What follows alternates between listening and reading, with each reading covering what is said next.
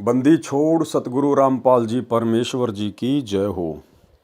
परम पिता परमात्मा सारी सृष्टि के रचनहार कुल मालिक असंख्य ब्रह्मांडों के स्वामी जगत गुरु तीनों लोकों में प्रवेश करके सबका भरण पोषण करने वाले राजाधिराज आत्माधार नाथों के नाथ देवों के देव महादेव सर्वेश्वर महेश्वर मृत्युंजय अजरो अमर आदि अनादि सनातनी प्रभु जगत पिता जगदीश्वर श्री श्री 1008 की उपाधि के वास्तविक अधिकारी अकाल मूर्त शब्द स्वरूपी राम वासुदेव सर्वगतम ब्रह्म परम पूज्य प्रथम पूज्य परम संत परम पुरुष परम धनी परम दयालु सत्य कबीर हक्का कबीर अल्लाहु कबीर अल्लाहु अकबर बाखबर अल्लाह ताला जगत के तारणहार जगत के मुक्तिदाता जगत के जगन्नाथ हारे के सहारे हिंदुओं के राम मुसलमानों के अल्लाह सिखों के वाहिगुरु ईसाइयों के मसीह दया के सागर दया निधि करुणा के सागर करुणा निधि स्वयंभू परिभू संकट मोचन कष्ट हरण मंगल करण दुख भंजन अविगत कबीर निर्विकार निर्विषम परमात्मा अलय अलेख सतगुरु आदि अनादि सतगुरु असली मर्यादा पुरुषोत्तम असली राम असली कृष्ण असली घनश्याम असली मुरारी राजाओं के राजा महाराजाओं के महाराजा शहंशाहों के शहंशाह सम्राटों के सम्राट भगवानों के भगवान अल्लाहों के अल्लाह प्रभुओं के प्रभु मसीहाओं के मसीह सच्चे वाहिगुरु बाबाओं के बाबा पीरों के पीर सेठों के सेठ जगत सेठ सावलसा सेठ सर्वगुण संपन्न अनंत कोटि कलाओं के स्वामी अनंत कोटि ब्रह्मांडों के नायक योगियों में महायोगी ध्यानियों में महाध्यानी सिद्धों में परम सिद्ध ज्ञानियों में तत्वज्ञानी ब्रह्मज्ञानी महाज्ञानी परम ज्ञानी सर्वश्रेष्ठ ज्ञानी विज्ञानी युवा कबीर समर्थ कबीर असमवात अमित ओझा सच्चे रहनुमा करीम अल्लाह सुभान अल्लाह दुनिया के अंतिम पैगंबर 8 सितंबर 1951 से गांव धनाना जिला सोनीपत हरियाणा भारतवर्ष की पावन भूमि पे प्रकट रियल कल की भगवान श्री नारायण साकार हरि श्री बाबा साहेब शब्द स्वरूपी राम संत शिरोमणि सतगुरु रामपाल जी परमेश्वर जी के चरण कमल में साध संगति से जुड़े हुए देश विदेश से हम सभी सतसेवक भाई बहनों का अनंत कोटि दंडवत प्रणाम। सत्साई भाई और बहनों, दया पूज्य गुरुदेव भगवान की सतगुरु रामपाल जी परमेश्वर जी की जिनके शुभ आशीर्वाद से विशेष आशीर्वाद से आप और हम सभी साध संगति से जुड़े हुए सतसेवक भाई बहन भक्ति मार्ग पर गुरुदेव के तत्व ज्ञान को आधार बनाकर अपनी आत्मा के कल्याणार्थ हेतु निरंतर आगे बढ़ रहे हैं। भाई और बहनों, साध संगतियों का नसीब होना इस कलयुग की पिछली पीढ़ी में आप और हम सभी आत्माओं के ऊपर गुरुदेव भगवान की एक विशेष रजा है। इस रजा को हम सभी भगत भाई बहन इसी प्रकार से बना के रखें। भाई और बहनों, पूज्य गुरुदेव जी के कर कमल से लिखित पवित्र पुस्तक कबीर सागर के सरलार्थ के ऊपर वीडियो बनाने की श्रृंखला जारी है। इस श्रृंखला में आज हमारा ये 52 नंबर का वीडियो है। प्रत्येक वीडियो में गुरुदेव भगवान के आशीर्वाद से हमें कुछ न कुछ सीखने को अवश्य मिलता है। साथ ही गुरुदेव के कर कमल से लिखित होने के कारण इस पवित्र पुस्तक को पढ़ने या सुनने मात्र से भी हम ढेर सारे पुण्य के भागी बनते हैं। तो आज हम 52 नंबर वीडियो में आगे बढ़ते हैं, जहाँ परमेश्वर जी ने पेज नंबर 491 पे त्रेता युग में कबीर परमेश्वर जी का प्रकट होना लिखा है।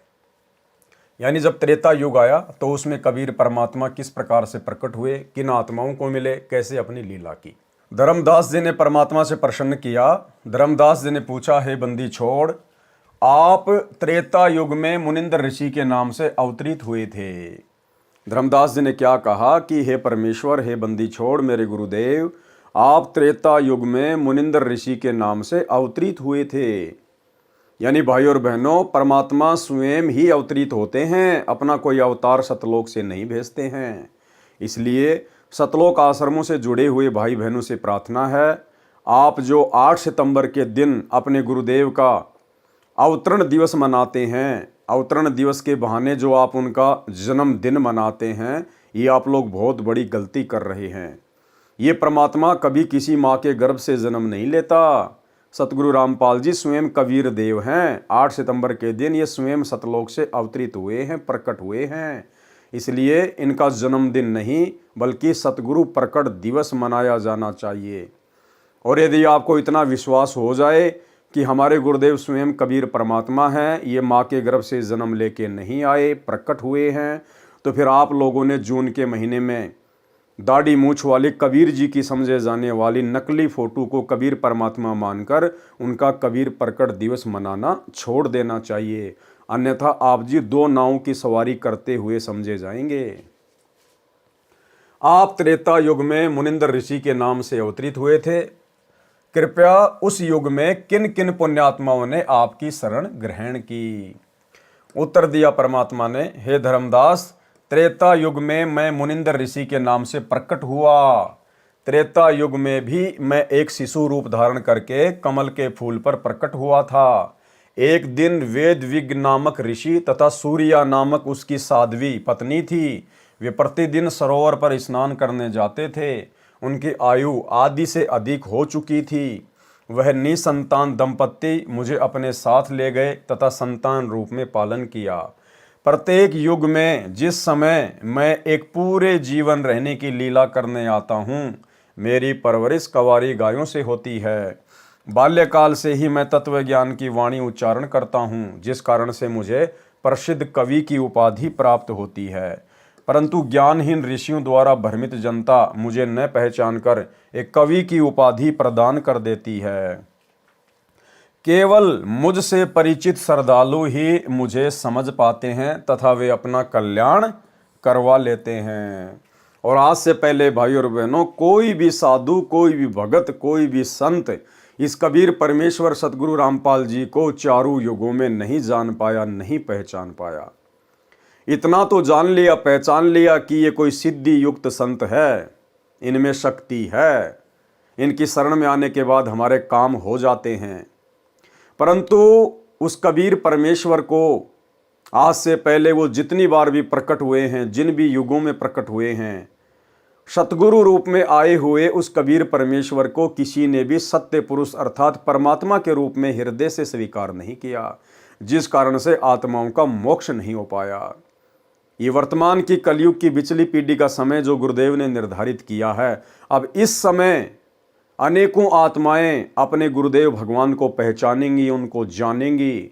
ये तमाम उदाहरण देखकर, ये तमाम सबूत देखकर, और जो सुख परमात्मा दिया करता है, उन सुखों के आधार से भी आत्माएं अपने भगवान को वर्तमान में पहचानेंगी।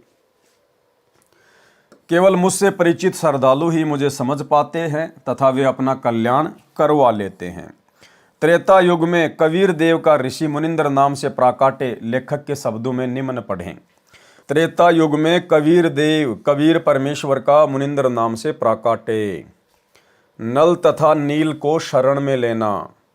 त्रेता युग में स्वयंभू कबीर देव, कबीर परमेश्वर रूपांतरण करके मुनिंदर ऋषि के नाम से आए हुए थे।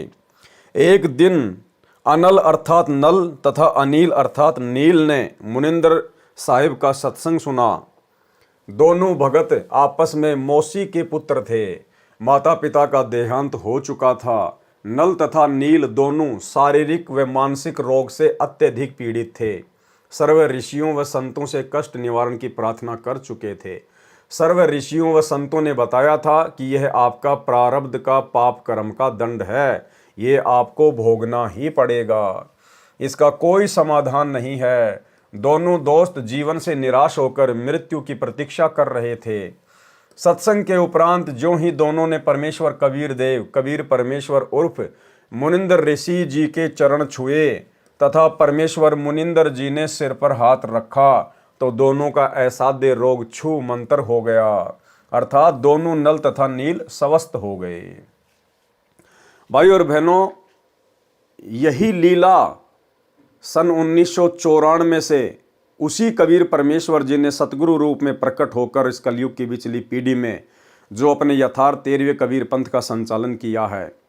तो सन 1994 के बाद में ऐसे असाध्य रोगों को सतगुरु रामपाल जी परमेश्वर जी ने अपनी शक्ति से, अपने आशीर्वाद मात्र से तुरंत ठीक कर दिया, तुरंत चंगा कर दिया।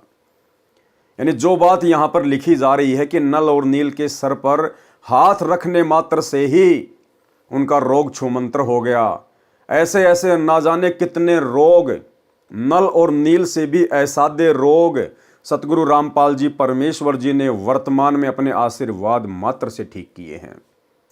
एक छोटा सा गुरुदेव का सत्संग, इस सत्संग को सुनकर आप भली भांति समझ जाएंगे कि वर्तमान में सतगुरु रूप में वही कबीर परमात्मा प्रकट है जिन्होंने आज से पहले इस प्रकार आशीर्वाद देकर भी आत्माओं के कष्ट निवारण किए थे। सुनिए सत्संग। कर्मान आज भी हम आपको ऐसे ऐसे, यहाँ पर भी कई बहन है ऐसी जो पहले बहुत तंग रहती थी। एक तो बेबे है संतोष, खड़ी हुई है, एक है उठ उठ शर्माओ ना। एक भी इसकी बेबे का चित्र ले तो फिल्म वाला, ये देख इसको। या मकडोली बह रखी है, छोटी मकडोली, संतोष नाम से इस बेबे का। और ये इसका देवर है भक्त सुखबीर, ये यहाँ बैठा। इसका बड़ा भाई यानी संतोष का पति जो है फौज में भर्ती है। चित्र आ जाता फिर बंद कर दिया। तो ये लड़की 8-9 वर्ष से तकलीफ थी। बैठ जा बेटी। तो कुछ भी कहो, हम तो कर्मदंड कहते हैं। डॉक्टर बीमारी बता देते हैं, शाना ओपरा बता दे। तो जी क्या हुआ, इन्होंने सारा इलाज करवा लिया। एक नाम भी ले रखा था किसी दूसरे संत ने। और श्राद्ध का नाग तो अपने जनो आम चीज सहे, फिर दोख वीर, पूजा वीर, फलानी वीर, दकड़ी भी, वो सारी। आखिर में कौन सा मेरठ में था, कहां से इलाज चल रहा था इनका, यूपी में, सहारनपुर से और कहते हैं, सहारनपुर से इलाज चल रहा था इस लड़की का। तो इसकी सुखबीर की बहन रामरती नाम साड़ जी शीतल नगर में ब्याह रखी। और वह रामरती एक दिन इस बहन श्यावत्री है शीतल नगर में, या हमारी बहन सेविका, इसके पास आ गई। कोई वो लेखा जोखा करते हैं, अंडा करें, सरकारी उनकी ड्यूटी लग जाती है। तो इसने उसको समझा दिया, बेबे बैठ जा, चाह पानी पियो पहला था। फिर कबीर साहब के बारे में इस श्यावत्री ने, एक तो वह कमला यहीं आ रही हो मेरे ख्याल में, एक राम हुआ बैठी है। ये दोनों बाण अपनी सरकारी नौकरी पे थी, इनकी ड्यूटी लाग रही थी, वे गणना की खातर कोई आंकड़े इकट्ठे करने थे। यह श्यावत्री के पास पहुंच गई। इसने पहला दिन तक चाह पानी पियाई, बेबे तुम बैठ जाओ, फिर पाछे की लिखा लिखाई करियो। फिर ये चित्र देखे कबीर साहब के, ये पूछने लगी। इसने सारी महिमा बताई, बंदी छोड़ गई। रामरती ने अरे नाम ले लिया कमला ने। रामरती ने फिर अपने भाई जगवीर को बता, जगवीर नाम से कि भाई तो कितना ले जा, मेरी भाभी ने एक बार महाराज करा ले। जगवीर ने बोला, बेबे इब इलाज करवा रखा वहां से और वहीं दिखाऊंगा। इन्हें बोली रे इलाज करवा रखा कि इन्हें दुख पा रही है, 19-21 का इसका आराम नहीं, तो एक बार ले आ।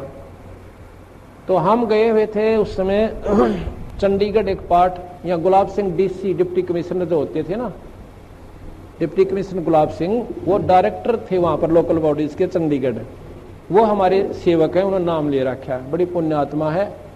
अगर उसका उदाहरण आप देख लो, नहीं सा देवता इंसान हमने नहीं देखा, इतनी नम्र आत्मा, कोई उसमें छल कपट नहीं। तो वहां हम पाठ करने गए जी। हमने आना था 12 तारीख को, हम आए 13 तारीख को, लेट हो गए थोड़े। तो इन्होंने पता था कि 12 महाराज जी ने आना है कुटिया में, तो ये 11 शाम ने पहुंच गए। और या बेहोश पड़ी उड़े या संतोष, हम 12 ना या 12 ने भी हुई रहे, जगबीर भी हुई रहे इसके साथ, वो फौज में है। वहां पर हाल बना था हमारा एक सत्संग का। हम 13 न पहुंचे इस समय, अगस्त का महीना। तो न्यू बोले जी एक बेबे आ रही है, बहुत घनी बीमार से। वहां बीमार का के मतलब हमारे दौरान को डॉक्टर ना वैद नहीं, ये भी ये बीमार है, बीमार आने लागे, कुछ अच्छे ढंग का नाम लेनी आता नहीं। अपने मन में संकल्प कर रहा मैं।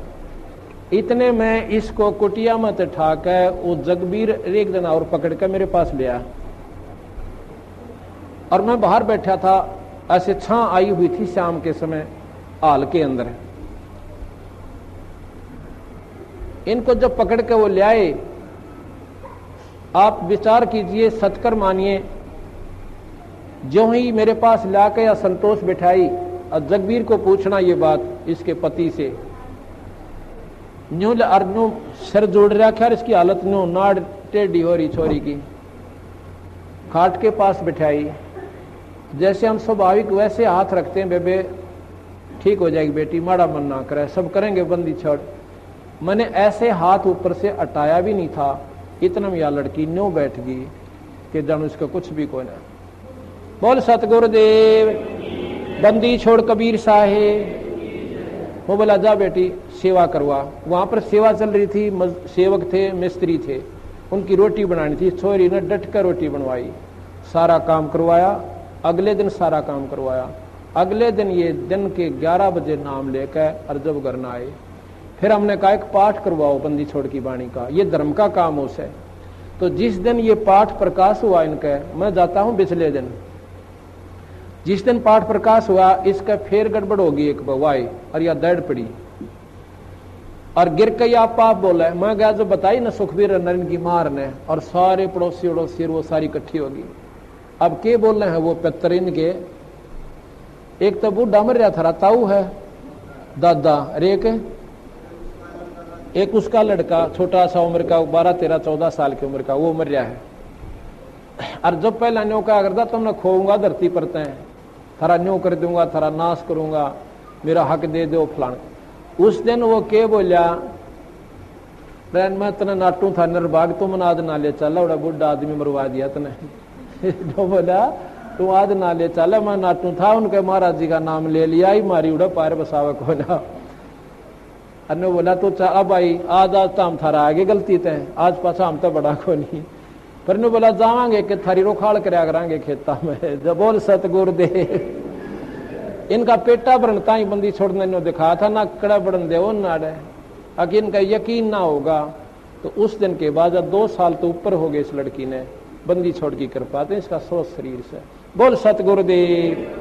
तो भाई और बहनों, सत्संग सुनकर आप जी को विश्वास हो जाना चाहिए, दास यहाँ पर आपको अनेकों सत्संग नहीं सुना सकता, केवल आपको एक सत्संग सुनाया है। ऐसे ऐसे ना जाने सैकड़ों की संख्या में गुरुदेव भगवान ने अपनी आत्माओं के कष्ट निवारण किए हैं मात्र अपने आशीर्वाद से। तथा परमेश्वर मुनिंदर जी ने सिर पर हाथ रखा तो दोनों का ऐसा दे रोग छूमंत्र हो गया, अर्थात दोनों नल तथा नील स्वस्थ हो गए। इस अद्भुत चमत्कार को देखकर प्रभु के चरणों में गिरकर घंटों रोते रहे तथा कहा, आज हमें प्रभु मिल गया। भाई और बहनों, नल और नील ने तो अपने परमात्मा को पहचान लिया था, परंतु वर्तमान कलयुग की बिचली पीढ़ी में आज भी आत्माएं अपने परमात्मा को नहीं पहचान पा रही हैं। ऐसे ऐसे असाध्य रोगों से छुटकारा प्राप्त करने के बावजूद भी अपने गुरुदेव भगवान को कबीर परमात्मा के रूप में नहीं पहचान पा रही हैं। और सतगुरु रामपाल जी अर्थात जिंदा कबीर परमात्मा के धरती पर प्रकट रहते सहते जून के महीने में कागज के टुकड़े को कबीर जी की समझे जाने वाली दाढ़ी मूछ वाली मुर्दा फोटो को कबीर भगवान मानकर जून के महीने में सतलोक आश्रमों में जा जाके उस मुर्दा फोटो का कबीर प्रकट दिवस मनाते हैं। ये बहुत बड़ी विडंबना है। इस अद्भुत चमत्कार को देखकर प्रभु के चरणों में गिरे, घंटों रोते रहे तथा कहा, आज हमें प्रभु मिल गया जिसकी हमें वर्षों से खोज थी। उससे प्रभावित होकर ऋषि मुनिंदर जी से नाम दीक्षा ले लिया। मुनिंदर साहिब जी के साथ ही सेवा में लगने लगे। पहले ऋषियों व संतों का समागम पानी की व्यवस्था देखकर नदी के किनारे होता था।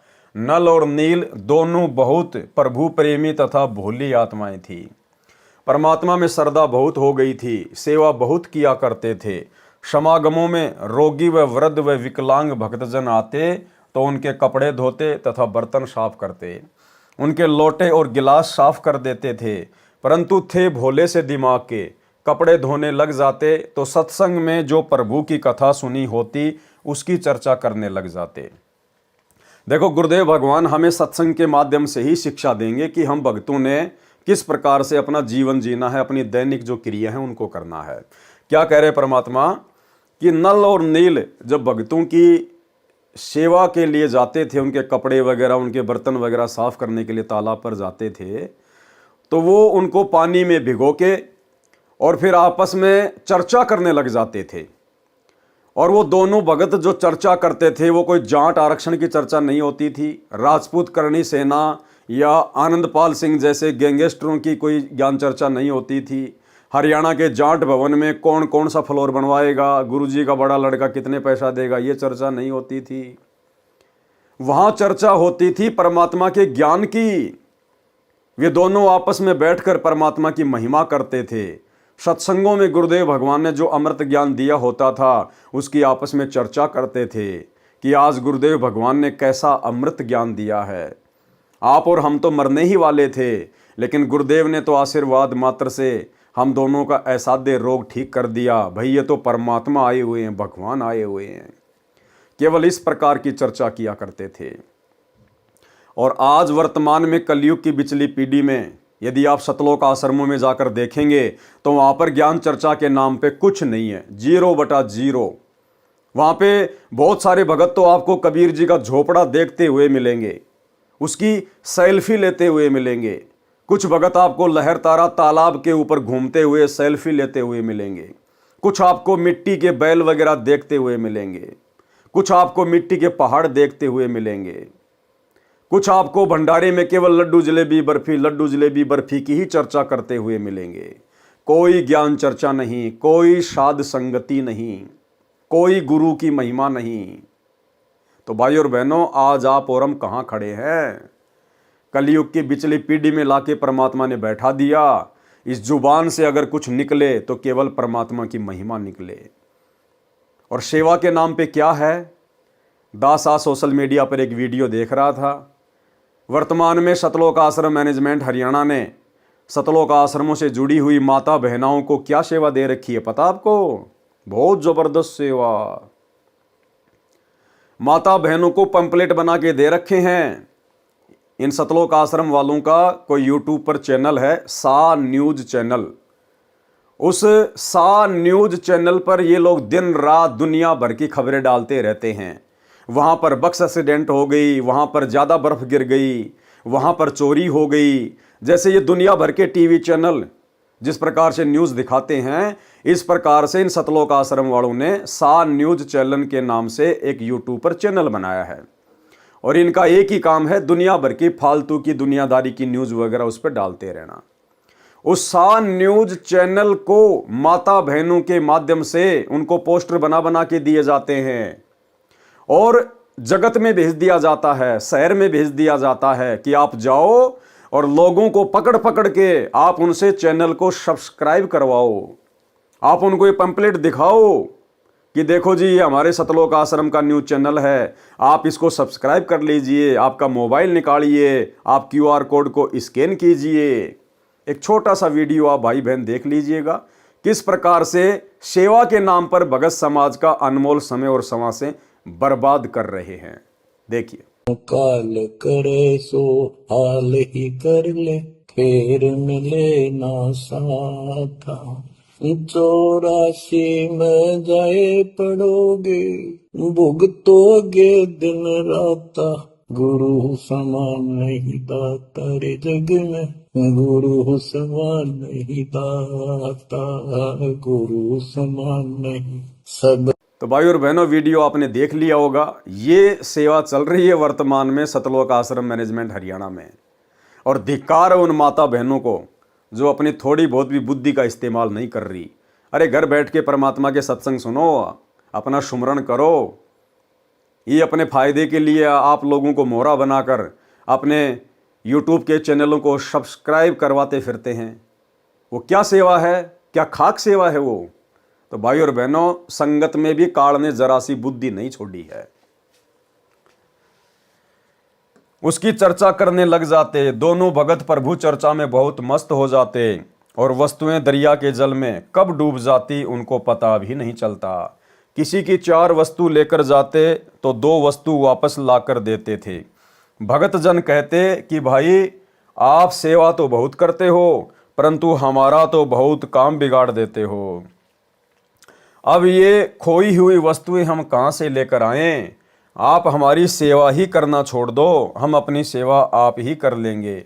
नल तथा नील दोनों रोने लग जाते थे कि हमारी सेवा न छीनो, अब की बार नहीं खोएंगे। परंतु फिर वही काम करते, प्रभु की चर्चा में लग जाते और वस्तुएं डूब जाती।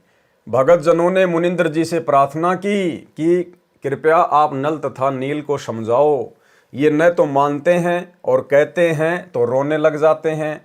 हमारी तो आदि भी वस्तुएं वापस नहीं लाते। बर्तन व वस्त्र धोते समय वे दोनों भगवान की चर्चा में मस्त हो जाते हैं और वस्तुएं डूब जाती है। मुनिंदर साहिब ने एक दो बार नल नील को समझाया, वे रोने लग जाते थे कि साहिब हमारी ये सेवा न छीनो। सतगुरु मुनिंदर साहिब ने आशीर्वाद देते हुए कहा, बेटा नल तथा नील खूब सेवा करो, आज के बाद आपके हाथ से कोई भी वस्तु चाहे पत्थर या लोहा भी क्यों ना हो जल में नहीं डूबेगी। समुद्र पर रामचंद्र के पुल के लिए पत्थर तैराना। एक समय की बात है कि सीता जी को रावण उठाकर ले गया। भगवान राम को पता भी नहीं कि सीता जी को कौन उठाकर ले गया। अब दुनिया कहती है राम जी चले ना श्री राम के बिना, और वो चले ना हनुमान के बिना, और श्री रामचंद्र जी को पता भी नहीं था कि मेरी औरत को उठा के कौन ले गया। अब बताओ, फिर भी दुनिया उनको परमात्मा परमात्मा कहती है। श्री रामचंद्र जी इधर उधर खोज करते हैं। हनुमान जी ने खोज करके बताया कि सीता माता लंकापति रावण की कैद में है। पता लगने के बाद भगवान राम ने रावण के पास शांति दूत भेजे तथा प्रार्थना की कि सीता लौटा दे, परंतु रावण नहीं माना। युद्ध की तैयारी हुई, तब समस्या यह आई कि समुद्र से सेना कैसे पार करें। भगवान श्री रामचंद्र ने 3 दिन तक घुटनों पानी में खड़ा होकर हाथ जोड़कर समुद्र से प्रार्थना की कि रास्ता दें, परंतु समुद्र टस से मस न हुआ। जब समुद्र नहीं माना, तब श्री राम ने उसे अग्नि बाण से जलाना चाहा। भयभीत समुद्र एक ब्राह्मण का रूप बनाकर सामने आया और कहा कि भगवान, सबकी अपनी अपनी मर्यादाएं हैं, मुझे जलाओ मत, मेरे अंदर ना जाने कितने जीव जंतु बसे हैं। अगर आप मुझे जला भी दोगे तो भी आप मुझे पार नहीं कर सकते, क्योंकि यहाँ पर बहुत गहरा गड्ढा बन जाएगा जिसको आप कभी भी पार नहीं कर सकते। समुद्र ने कहा, भगवान ऐसा काम करो कि सर्प भी मर जाए और लाठी भी ना टूटे, मेरी मर्यादा भी रह जाए और आपका पुल भी बन जाए। तब भगवान श्री राम ने समुद्र से पूछा कि वह क्या है। ब्राह्मण रूप में खड़े समुद्र ने कहा कि आपकी सेना में नल और नील नाम के 2 सैनिक हैं। उनके पास उनके गुरुदेव से प्राप्त एक ऐसी शक्ति है कि उनके हाथ से पत्थर भी तैर जाते हैं। हर वस्तु चाहे वह लोहे की हो तैर जाती है। श्री रामचंद्र ने नल तथा नील को बुलाया और उनसे पूछा कि क्या आपके पास कोई ऐसी शक्ति है। तो नल तथा नील ने कहा कि हाँ जी, हमारे हाथ से पत्थर भी नहीं डूबेंगे। तो श्री राम ने कहा कि परीक्षण करवाओ। उन नादानों नल तथा नील ने सोचा कि आज सबके सामने तुम्हारी बहुत महिमा होगी। उस दिन उन्होंने अपने गुरुदेव मुनिंदर जी कबीर परमेश्वर जी को यह सोचकर याद नहीं किया कि अगर हम उनको याद करेंगे तो कहीं श्री राम ये न सोच ले कि इनके पास शक्ति नहीं है, ये तो कहीं और से मांगते हैं। उन्होंने पत्थर उठाकर समुद्र के जल में डाला तो वह पत्थर डूब गया। नल तथा नील ने बहुत कोशिश की, परंतु उनसे पत्थर नहीं तैरे। तब भगवान राम ने समुद्र की ओर देखा, मानो कहना चाह रहे हों कि आप तो झूठ बोल रहे थे, इनमें तो कोई शक्ति नहीं है। समुद्र ने कहा कि नल नील, आज तुमने अपने गुरुदेव को याद नहीं किया, कृपया अपने गुरुदेव को याद करो। वे दोनों समझ गए कि आज तो हमने गलती कर दी। उन्होंने सतगुरु मुनिंदर साहिब जी को याद किया। सतगुरु मुनिंदर कबीर परमेश्वर वहां पर पहुंच गए। भगवान रामचंद्र जी ने कहा कि हे ऋषिवर, मेरा दुर्भाग्य है कि आपके सेवकों से पत्थर नहीं तैर रहे हैं। मुनिंदर साहिब ने कहा कि अब इनके हाथ से कभी तैरेंगे भी नहीं, क्योंकि इनको अभिमान हो गया है। सतगुरु की वाणी प्रमाण करती है कि गरीब जैसे माता गर्भ को राखे यतन बनाए, ठेस लगे तो क्षीण होवे, तेरी ऐसे भक्ति जाए। उस दिन के बाद नल तथा नील की वह शक्ति समाप्त हो गई। श्री रामचंद्र जी ने परमेश्वर मुनिंदर साहिब जी से कहा कि हे ऋषिवर, मुझ पर बहुत आपत्ति पड़ी हुई है, दया करो, किसी प्रकार सेना पर ले पार हो जाए। जब आप अपने सेवकों को शक्ति दे सकते हो तो प्रभु मुझ पर भी कुछ रजा करो। मुनिंदर साहिब जी ने कहा कि ये जो सामने वाला पहाड़ है, मैंने उसके चारों तरफ एक रेखा खींच दी है, इसके बीचों बीच के पत्थर उठा लाओ, वे नहीं डूबेंगे। श्री राम ने परीक्षण के लिए पत्थर मंगवाया, उसको पानी पर रखा तो वह तैरने लग गया। नल तथा नील कारीगर भी थे, हनुमान जी प्रतिदिन भगवान याद किया करते थे। अपनी दैनिक क्रिया भी करते रहने के लिए राम राम भी लिखता रहा और पहाड़ के पहाड़ उठाकर ले आता था। नल नील उनको जोड़ तोड़ कर पुल में लगा देते थे। इस प्रकार पुल बना था। धर्मदास जी कहते हैं, रहे नल नील यतन कर हार, तब सतगुरु से करी पुकार, जासत रेखा लिखी अपार, सिंधु पर शिला तिराने वाले, धन धन सतगुरु सत्य कबीर, भगत की पीर मिटाने वाले। भाई और बहनों, ये जो कथाएं हैं, आज से पहले हम कबीर सागर के सरलार्थ में बहुत अच्छे से इनका जिक्र कर चुके हैं। उसके लिए आप जी ने अभी तक यदि पहले की वीडियो नहीं देखे हैं तो आपको वो देख लेने चाहिए। हम केवल इन कथाओं को गुरुदेव के कर कमल से लिखित होने के कारण पढ़ते चले जाएंगे। कोई कहता था कि हनुमान जी ने पत्थर पर राम नाम लिख दिया था, इसलिए पत्थर तैर गए। कोई कहता था कि नल नील ने पुल बनाया था। कोई कहता था कि श्री राम ने पुल बनाया था। परंतु यह सतकथा ऐसे है जो ऊपर लिखी है। सत कबीर की साखी, पृष्ठ 179 से 182 तक। पीव पिछाण के अंग। कबीर, तीन देव को सब कोई ध्यावे, चौथे देव का मर्म न पावे। यानी ब्रह्मा विष्णु महेश को तो सभी ध्याते हैं, सभी पूजते हैं, लेकिन चौथा जो इनका पिता है ज्योति निरंजन काल, उसको कोई नहीं जानता। चौथा छाड़ पंचम को ध्यावे, कहे कबीर सो हम पर आवे। उस चौथे को छोड़कर भी, ज्योति निरंजन को भी छोड़कर परमात्मा कहते हैं जो पांचवे को ध्यावेगा, पांचवे की पूजा करेगा। पांचवा कौन? खुद कबीर साहेब, कहे कबीर सो हम पे आवे, वही मोक्ष प्राप्त कर सकता है। कबीर, ओमकार निश्चय भया ये करता मत जान, साचा शब्द कबीर का पर्दे माही पहचान। ओमकार निश्चय भया, ओमकार बोध है इस ब्रह्म का, क्योंकि इस ज्योति निरंजन का ब्रह्म का मंत्र है ओम। गीता अध्याय 8 श्लोक नंबर 13। ओम इति एक अक्षर ब्रह्म व्यवहारण माम अनुस्मरण ये प्रयाति तजम देहम सयाति परमाम गतम। तो परमात्मा कहते हैं खाली ओम को ही सर्वश्रेष्ठ मत मानो, सबसे ऊपर मत मानो। ये ओम तो इस ज्योति निरंजन काल का मंत्र है।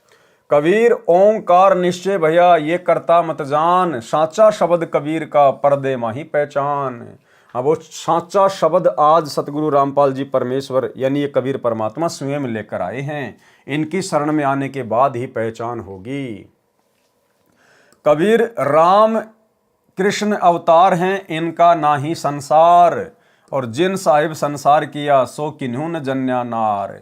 कि जो श्री राम श्री कृष्ण हैं, आप केवल इन्हीं को भगवान मान के पूज रहे हो कि ये दुनिया इन्हीं ने बनाई है, संसार इन्हीं ने बनाया है। तो गुरुदेव भगवान कह रहे राम कृष्ण अवतार हैं, इनका ना ही संसार। ये तो सदा खुद भी नहीं रहते यहाँ पर। और जिन साहिब संसार किया, और जिस परमात्मा ने पूरी दुनिया को रचा है, सो किन्हू न जन्या नार, उसको तो किसी औरत ने जन्म नहीं दिया, वो तो स्वयंभू होता है, स्वयं प्रकट होता है। कबीर, चार भुजा के भजन में भूली परे सब संत। चार भुजा कौन? ब्रह्मा विष्णु महेश के चार चार भुजा हैं। तो कहते हैं चार भुजा के भजन में भूली पड़े सब संत, कबीरा सुमरो तासों को जाके भुजा अनंत। परमात्मा अपने आप को छुपाते हुए कह रहे हैं कि भाई कबीर तो उस परमात्मा की पूजा करता है जिसकी अनंत बुझाएं हैं, अनंत। कबीर, समुद्र पाट लंका गए, सीता को भरतार, ताही अगस्त्य मुनि पी गयो, इनमें कौन करतार। कि आप खाली श्री रामचंद्र जी को इसी बात को लेकर भगवान मानते हो कि उन्होंने लंका पर जाने के लिए समुद्र के ऊपर जो है वो पुलिया बना दिया था। और यहाँ तो एक अगस्त्य नाम का मुनि था, ऋषि था, उसने तो एक घूंट में 7 समुद्रों को पी लिया था। ये कथा भी आप परम भगत भाई बहन अब अच्छे से जान गए हैं कि कबीर परमात्मा सतगुरु रामपाल जी जो कि त्रेता युग में मुनिंद्र ऋषि के नाम से आए हुए थे, उन्होंने अपनी शक्ति से उन पत्थरों को हल्का किया था, तब कहीं जाकर श्री रामचंद्र जी समुद्र पर पुलिया बना पाए थे। कबीर, गिरवर धार्यो श्री कृष्ण जी, द्रोणागिरी हनुमंत, शेष नाग सब सृष्टि संहारी, इनमें कौन भगवंत। अगर आप इसी बात से रामचंद्र जी को भगवान मान रहे हैं कि उन्होंने समुद्र पे पुलिया बना दिया, तो श्री कृष्ण जी ने तो गोवर्धन पर्वत को अपनी एक उंगली पर उठा लिया था, और हनुमान जी ने द्रोणागिरी पहाड़ को उठा लिया था, जो गोवर्धन से भी कई गुना ज्यादा लंबा चौड़ा था। और फिर शेषनाग ने तो आप लोगों के अनुसार पूरी पृथ्वी को ही अपने अपने फन के ऊपर उठा रखा है। फिर इनमें सबसे बड़ा भगवान कौन हुआ? तो ये तो है लोकवेद, सुनी सुनाई बातें। असलियत क्या है? गिरवर धार्यो कृष्ण जी, श्री कृष्ण जी का रूप बनाकर वो गोवर्धन पर्वत भी अपनी उंगली पर सतगुरु रामपाल जी परमेश्वर जी ने, इस कबीर परमात्मा ने उठाया था। और द्रोणागिरी पहाड़ को भी हनुमान जी का रूप बनाकर, हनुमान जी को अपनी शक्ति देकर उस कबीर परमात्मा सतगुरु रामपाल जी ने उठाया था। हनुमान जी के बस की बात नहीं थी। और ये जो सृष्टि है, इस सृष्टि को भी परमात्मा ने अपने वचन से स्थिर किया हुआ है, किसी बैल के सींग पर या शेषनाग के फण के ऊपर नहीं टिकी हुई है। कबीर काटे बंधन विपत्ति में कठिन किया संग्राम, चीनो रे नर प्राणियां गरुड़ बड़ो के राम। इन सब वाणियों का सरलार्थ भाई और बहनों आप और हम पहले पढ़ चुके हैं, इसलिए हम सीधे सीधे आगे बढ़ेंगे। कबीर कहे चित चेत हूँ शब्द करो निर्वार, श्री राम ही करता कहत है भूली पर्यो संसार। कबीर जिन राम कृष्ण व निरंजन कियो, सो तो करता न्यार, अंधा ज्ञान न बूझ ही कहे कबीर विचार। कबीर परमेश्वर द्वारा विभीषण तथा मंदोदरी को शरण में लेना, यानी त्रेता युग में जब कबीर परमात्मा ऋषि मुनिंद्र जी के रूप में अवतरित हुए, प्रकट हुए, तो उन्होंने रावण की पत्नी मंदोदरी और रावण के छोटे भाई विभीषण को भी अपनी शरण में लिया था। परमेश्वर मुनिंद्र जी अनल अर्थात नल तथा अनिल अर्थात नील को शरण में लेने के उपरांत श्री लंका में गए। वहां पर एक परम भगत विचित्र चंद्र विजय जी का 16 सदस्यों का परिवार रहता था। वे भाट जाति में उत्पन्न पुण्यकर्मी प्राणी थे। परमेश्वर मुनिंद्र अर्थात कबीर देव जी का उपदेश सुनकर पूरे परिवार ने नामदान प्राप्त किया। परम भगत विचित्र चंद्र विजय जी की पत्नी भगतमती करमवती लंका के राजा रावण की रानी मंदोदरी के पास नौकरी करती थी। रानी मंदोदरी को हंसी मजाक अच्छे मंदे चुटकुले सुनाकर उसका मनोरंजन करती थी। भगत चंद्र विजय राजा रावण के पास दरबार में नौकरी करता था।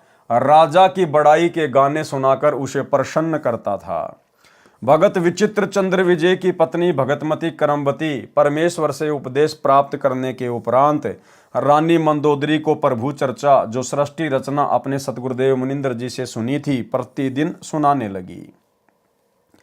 भगतमती मंदोदरी रानी को अति आनंद आने लगा। कई कई घंटों तक प्रभु की सतकथा को भगतमती करमवती सुनाती रहती तथा मंदोदरी की आंखों से आंसू बहने लगते। एक दिन रानी मंदोदरी ने करमवती से पूछा, आपने ये ज्ञान किससे सुना? आप तो बहुत अनाप शनाप बातें किया करती थी। इतना बदलाव परमात्मा तुल्य संत बिना नहीं हो सकता। तब करमवती ने बताया कि हमने एक परम संत से अभी अभी उपदेश लिया है। रानी मंदोदरी ने संत के दर्शन की अभिलाषा व्यक्त करते हुए कहा, आपके गुरु अब की बार आए तो उन्हें हमारे घर बुला कर लाना। अपनी मालकिन का आदेश प्राप्त करके शीश झुकाकर सत्कार पूर्वक कहा कि जो आपकी आज्ञा आपकी नौकरानी वही करेगी। मेरी एक विनती है, कहते हैं कि संत को आदेश पूर्वक नहीं बुलाना चाहिए, स्वयं जाकर दर्शन करना श्रेयकर होता है, और जैसे आपकी आज्ञा वैसा ही होगा। महारानी मंदोदरी ने कहा कि अब के आपके गुरुदेव जी आए तो मुझे बताना, मैं स्वयं उनके पास जाकर दर्शन करूंगी। परमेश्वर ने फिर श्रीलंका में कृपा की। मंदोदरी रानी ने उपदेश प्राप्त किया। कुछ समय उपरांत अपने प्रिय देवर भगत विभीषण जी को उपदेश दिलाया। भगतमती मंदोदरी उपदेश प्राप्त करके अहरनिश प्रभु स्मरण में लीन रहने लगी, यानी दिन रात प्रभु के स्मरण में लीन रहने लगी। अपने पति रावण को भी सतगुरु मुनिंद्र जी से उपदेश प्राप्त करने की कई बार प्रार्थना की, परंतु रावण नहीं माना तथा कहा करता था कि मैंने परम शक्ति महेश्वर मृत्युंजय शिव जी की भक्ति की है, इसके तुल्य कोई शक्ति नहीं है, आपको किसी ने बहका लिया है। कुछ ही समय उपरांत वनवास प्राप्त श्री सीता जी का अपहरण करके रावण ने अपने 9 लखा बाग में कैद कर लिया। भगतमती मंदोदरी के बार बार प्रार्थना करने से भी रावण ने माता सीता जी को वापस छोड़कर आना स्वीकार नहीं किया। तब भगतमती मंदोदरी जी ने अपने गुरुदेव मुनिंद्र जी से कहा, महाराज जी, मेरे पति ने किसी औरत का अपहरण कर लिया है, मुझसे सहन नहीं हो रहा है, वह उसे वापस छोड़कर आना किसी कीमत पर भी स्वीकार नहीं कर रहा है। आप दया करो मेरे प्रभु, आज तक जीवन में मैंने ऐसा दुख नहीं देखा था। परमेश्वर मुनिंद्र जी ने कहा कि बेटी मंदोदरी, ये औरत कोई साधारण स्त्री नहीं है। श्री विष्णु जी को श्रापवश पृथ्वी पर आना पड़ा है। वे अयोध्या के राजा दशरथ के पुत्र रामचंद्र नाम से जन्मे हैं। इनको 14 वर्ष का वनवास प्राप्त है तथा लक्ष्मी जी स्वयं सीता के रूप में, इनकी पत्नी रूप में वनवास में श्री राम के साथ थी। उसे रावण एक साधु वेश बनाकर धोखा देकर उठा लाया है। ये स्वयं लक्ष्मी ही सीता जी है। इसे शीघ्र वापस करके क्षमा याचना करके अपने जीवन की भिक्षा याचना रावण करे तो इसी में इसका शुभ है। भगतमती मंदोदरी के अनेकों बार प्रार्थना करने से रावण नहीं माना तथा कहा कि वे 2 मस्खरे जंगल में घूमने वाले मेरा क्या बिगाड़ सकते हैं। मेरे पास अनिगनत सेना है। मेरे 1 लाख पुत्र तथा 1.25 लाख नाती हैं। मेरे पुत्र मेघनाथ ने स्वर्ग राज इंद्र को पराजित कर उसकी पुत्री से विवाह कर रखा है। 33 करोड़ देवताओं को हमने कैद कर रखा है। तू मुझे उन 2 बेसहारा वन में विचर रहे वनवासियों को भगवान बताकर डराना चाहती है। इस स्त्री को वापस नहीं करूंगा। मंदोदरी ने भक्ति मार्ग का ज्ञान जो अपने पूज्य गुरुदेव जी से सुना था, रावण को बहुत समझाया। विभीषण ने भी अपने बड़े भाई को समझाया। रावण ने अपने भाई विभीषण को पीटा तथा कहा कि तू ज्यादा श्री रामचंद्र का पक्षपात कर रहा है, उसी के पास चला जा। एक दिन भगतमती मंदोदरी ने अपने पूज्य गुरुदेव जी से प्रार्थना की कि हे गुरुदेव, मेरा सुहाग उजड़ रहा है, एक बार आप भी मेरे पति को समझा दो। यदि वह आपकी बात को नहीं मानेगा तो मुझे विधवा होने का दुख नहीं होगा। अपनी वचन की बेटी मंदोदरी की प्रार्थना स्वीकार करके राजा रावण के दरबार के समक्ष खड़े होकर परमेश्वर मुनिंद्र जी ने द्वारपालों से राजा रावण से मिलने की प्रार्थना की। द्वारपालों ने कहा, ऋषि जी, इस समय हमारे राजा जी अपना दरबार लगाए हुए हैं। इस समय अंदर का संदेशा बाहर आ सकता है, बाहर का संदेश अंदर नहीं जा सकता। हम विवश हैं। तब पूर्ण प्रभु अंतर्ध्यान हुए तथा राजा रावण के दरबार में प्रकट हो गए। रावण की दृष्टि ऋषि पर गई तो गरज कर पूछा, इस ऋषि को मेरी आज्ञा के बिना किसने अंदर आने दिया?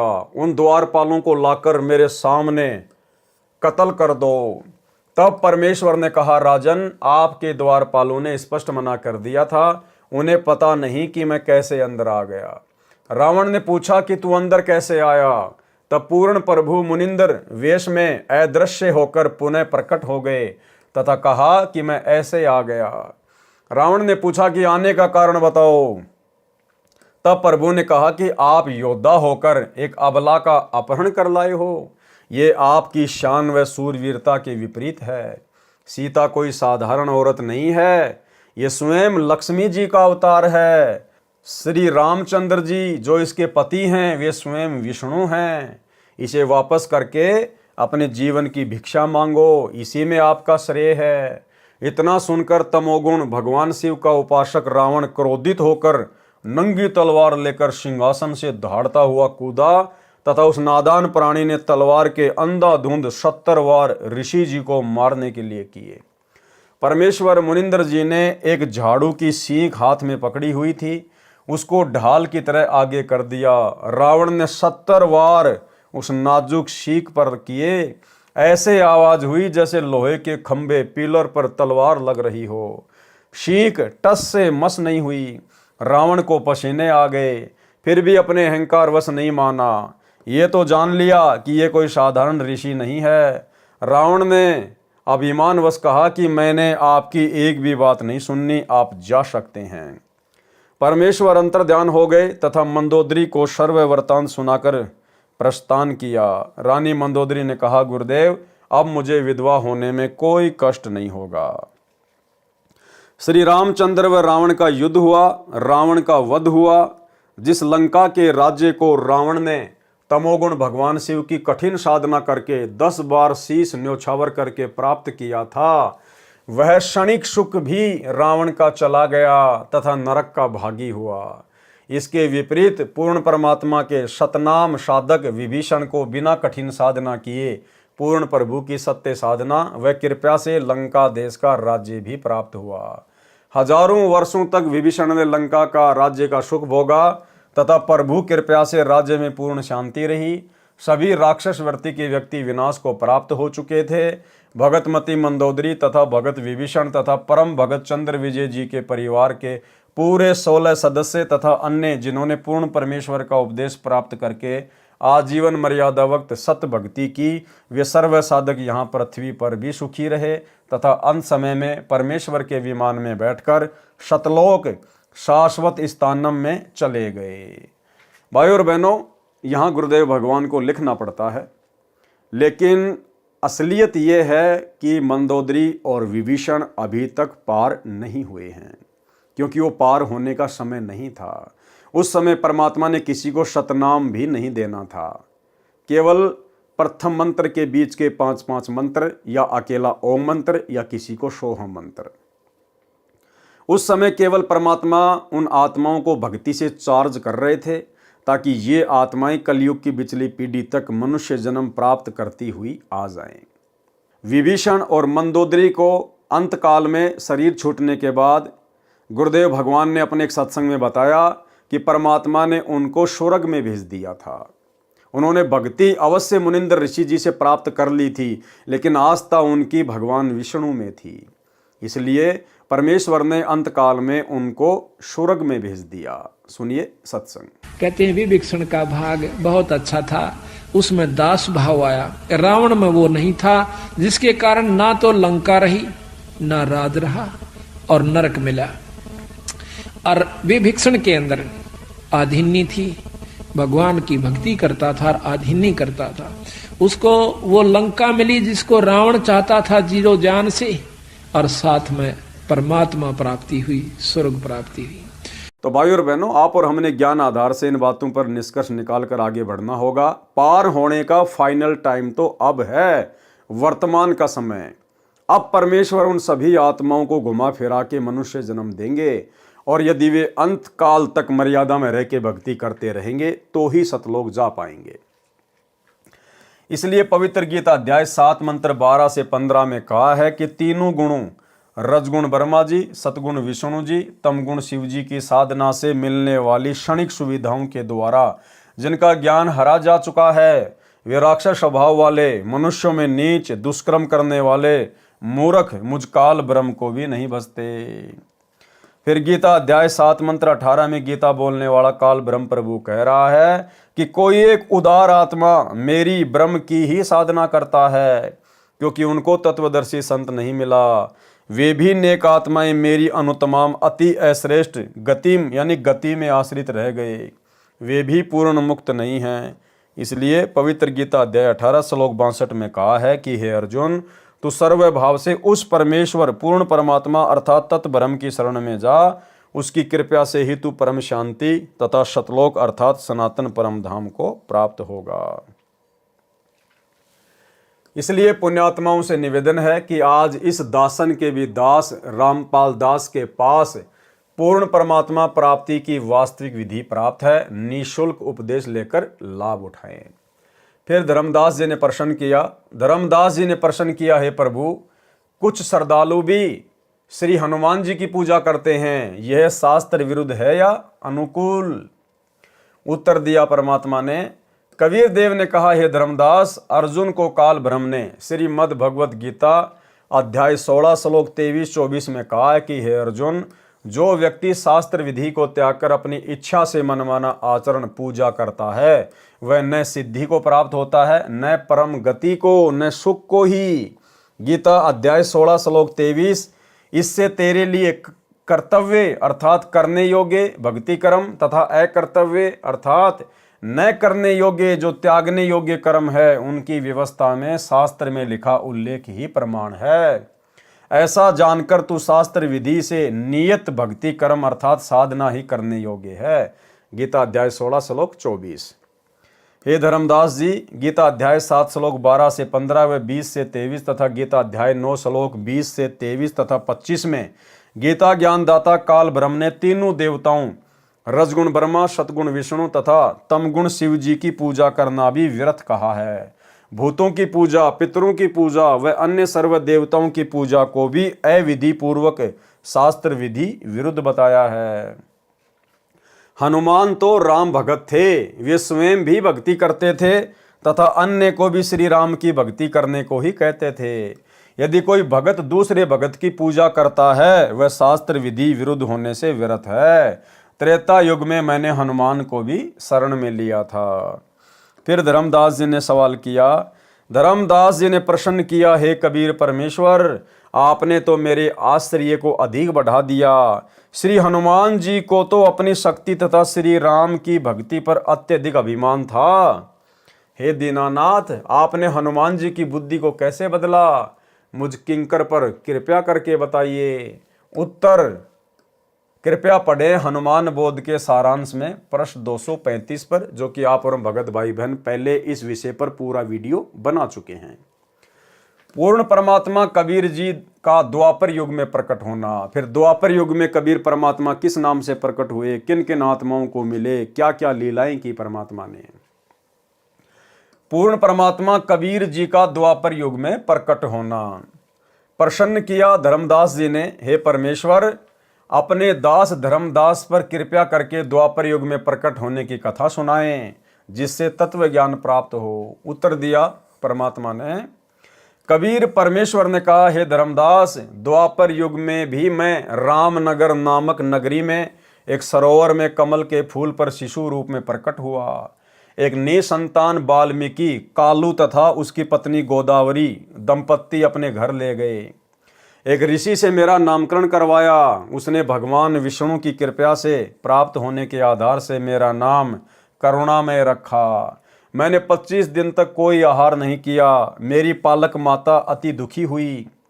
पिताजी भी कई साधु संतों के पास गए, मेरे ऊपर झाड़ फूंक भी कराई। वे विष्णु के पुजारी थे। उनको अति दुखी देखकर मैंने विष्णु को प्रेरणा दी। विष्णु भगवान एक ऋषि रूप में वहां आए तथा पिता कालू से कुशल मंगल पूछा।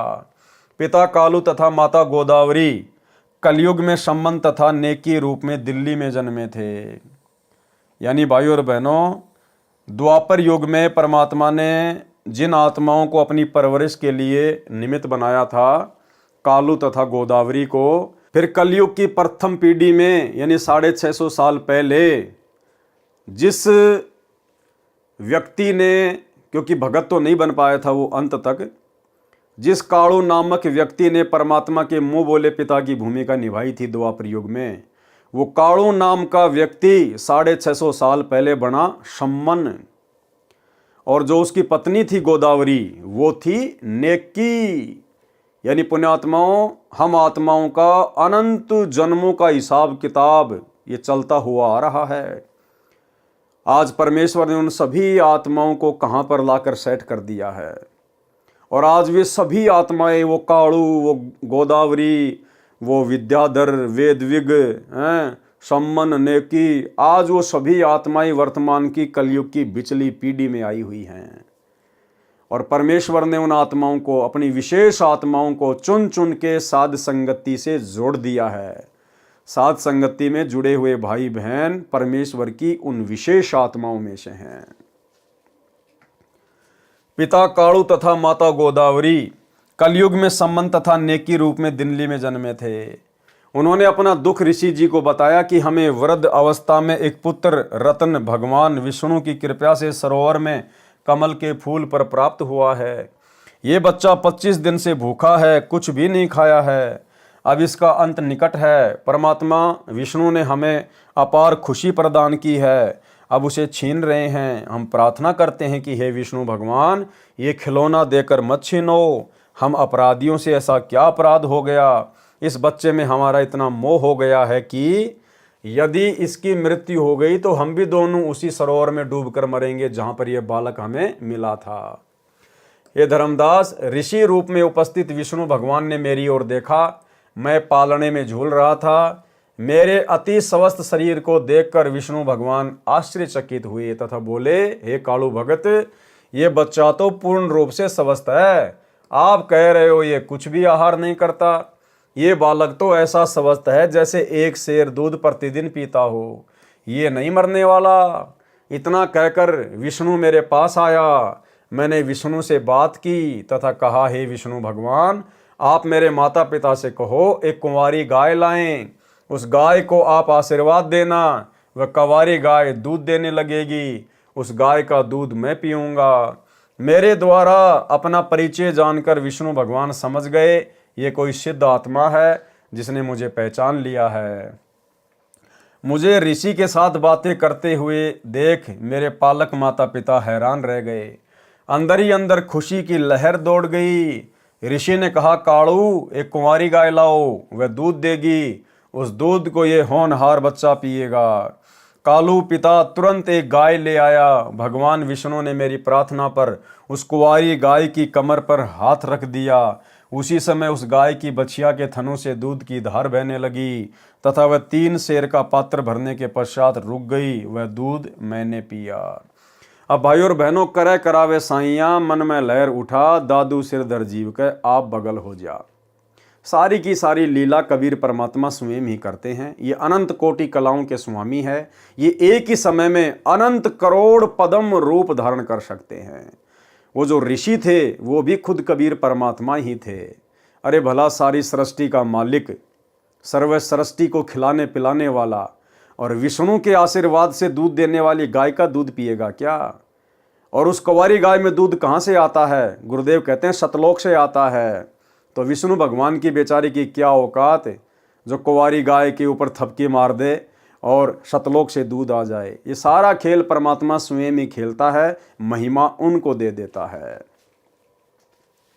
मेरी तथा विष्णु जी की वार्ता की भाषा को कालू व गोदावरी समझ नहीं सके। वे मुझ 25 दिन के बालक को बोलते देखकर उस ऋषि रूप विष्णु का ही चमत्कार मान रहे थे तथा कुंवारी गाय द्वारा दूध देना भी उस ऋषि की कृपया जानकर दोनों ऋषि के चरणों में लिपट गए। मेरी पालक माता ने मुझे पालने से उठाया तथा उस ऋषि रूप में विराजमान विष्णु के चरणों में डाला। मैं जमीन पर नहीं गिरा। माता के हाथों से निकलकर जमीन से 4 फुट ऊपर हवा में पालने की तरह स्थिर हो गया। जब गोदावरी ने मुझे ऋषि के चरणों की ओर किया, भगवान विष्णु 3 कदम पीछे हट गए तथा बोले, माई, ये बालक परम शक्ति युक्त है, बड़ा होकर जनता का उपकार करेगा। इतना कहकर ऋषि रूपधारी विष्णु अपने लोक को चले दिए। मैं पुनः पालने में विराजमान हो गया। उस वाल्मीकि दंपत्ति कालू तथा गोदावरी ने मेरा हवा में स्थित होना भी ऋषि का ही करिश्मा जाना। इस कारण से मुझे कोई अवतारी पुरुष नहीं समझ सके। मैं भी यही चाहता था कि ये मुझे एक साधारण बालक ही समझें, जिससे इनकी वृद्ध अवस्था का समय मेरे लालन पालन में बीत जाए। और देखो भाई और बहनों, कितना दयालु परमात्मा है। उस कालू ने और उसकी पत्नी गोदावरी ने द्वापर युग में परमात्मा से उस समय नाम दीक्षा नहीं ली। उसके बावजूद भी भाई और बहनों, परमात्मा ने उनको अपने परम भगत के रूप में जन्म दिया, सम्मन और नेकी के रूप में। उसी सम्मन को फिर आगे अब्राहिम सुल्तान का जन्म दिया।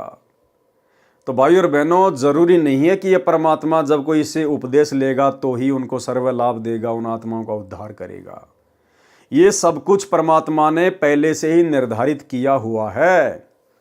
जिस समय हम अपने पिता से धोखा करके सतलोक से काल के साथ आए थे, उसी समय इस कबीर परमात्मा सतगुरु रामपाल जी ने हमारे सतलोक वापस जाने का दिन समय निश्चित कर दिया था।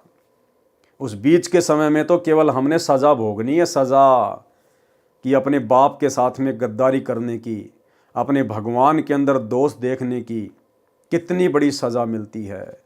ये जो अनंत करोड़ युगों से आप और हम भाई बहन जो यहाँ पर करोड़ों बार 84 लाख योनियों के कष्ट, करोड़ों बार स्त्री और पुरुष बनकर हमने जो असहनीय पीड़ाएं झेली है, कष्ट सहे हैं, ये हम वो सजा भोग रहे हैं अपने पिता से गद्दारी करने की।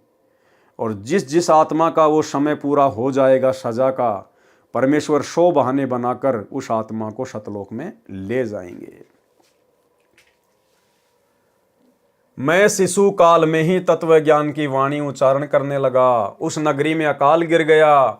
मेरे माता पिता मुझे लेकर बनारस काशी आए तथा वहां रहने लगे। कलयुग में कालू का जन्म सम्मन रूप में तथा गोदावरी का जन्म नेकी के रूप में दिल्ली में हुआ। जो कबीर जी की शरण में आए उनका एक पुत्र शिव भी परमात्मा की शरण में आया। काशी नगर में एक सुदर्शन नाम का वाल्मीकि जाति का पुण्यात्मा मेरी वाणी सुनकर बहुत प्रभावित हुआ। मैंने सुदर्शन भगत को सृष्टि रचना सुनाई। सुदर्शन मेरी हम उम्र था। उस समय मेरी लीला में आयु 12 वर्ष की थी। जब काशी के विद्वानों से ज्ञान चर्चा होती थी सुदर्शन भी मेरे साथ जाता था। एक दिन सुदर्शन ने कहा, हे करुणामय, आप जो ज्ञान सुनाते हो इसका समर्थन कोई भी ऋषि नहीं करता। आपके ज्ञान पर कैसे विश्वास हो? हे करुणामय, आप ऐसी कृपा करो जिससे मेरा भ्रम दूर हो जाए। हे धर्मदास, मैंने उस प्यारी आत्मा सुदर्शन को सतलोक के दर्शन कराए। आपकी तरह उसको भी 3 दिन तक ऊपर के सर्वलोकों में ले गया। सुदर्शन का पंच भौतिक शरीर अचेत हो गया। सुदर्शन भी अपने माता पिता का इकलौता पुत्र था।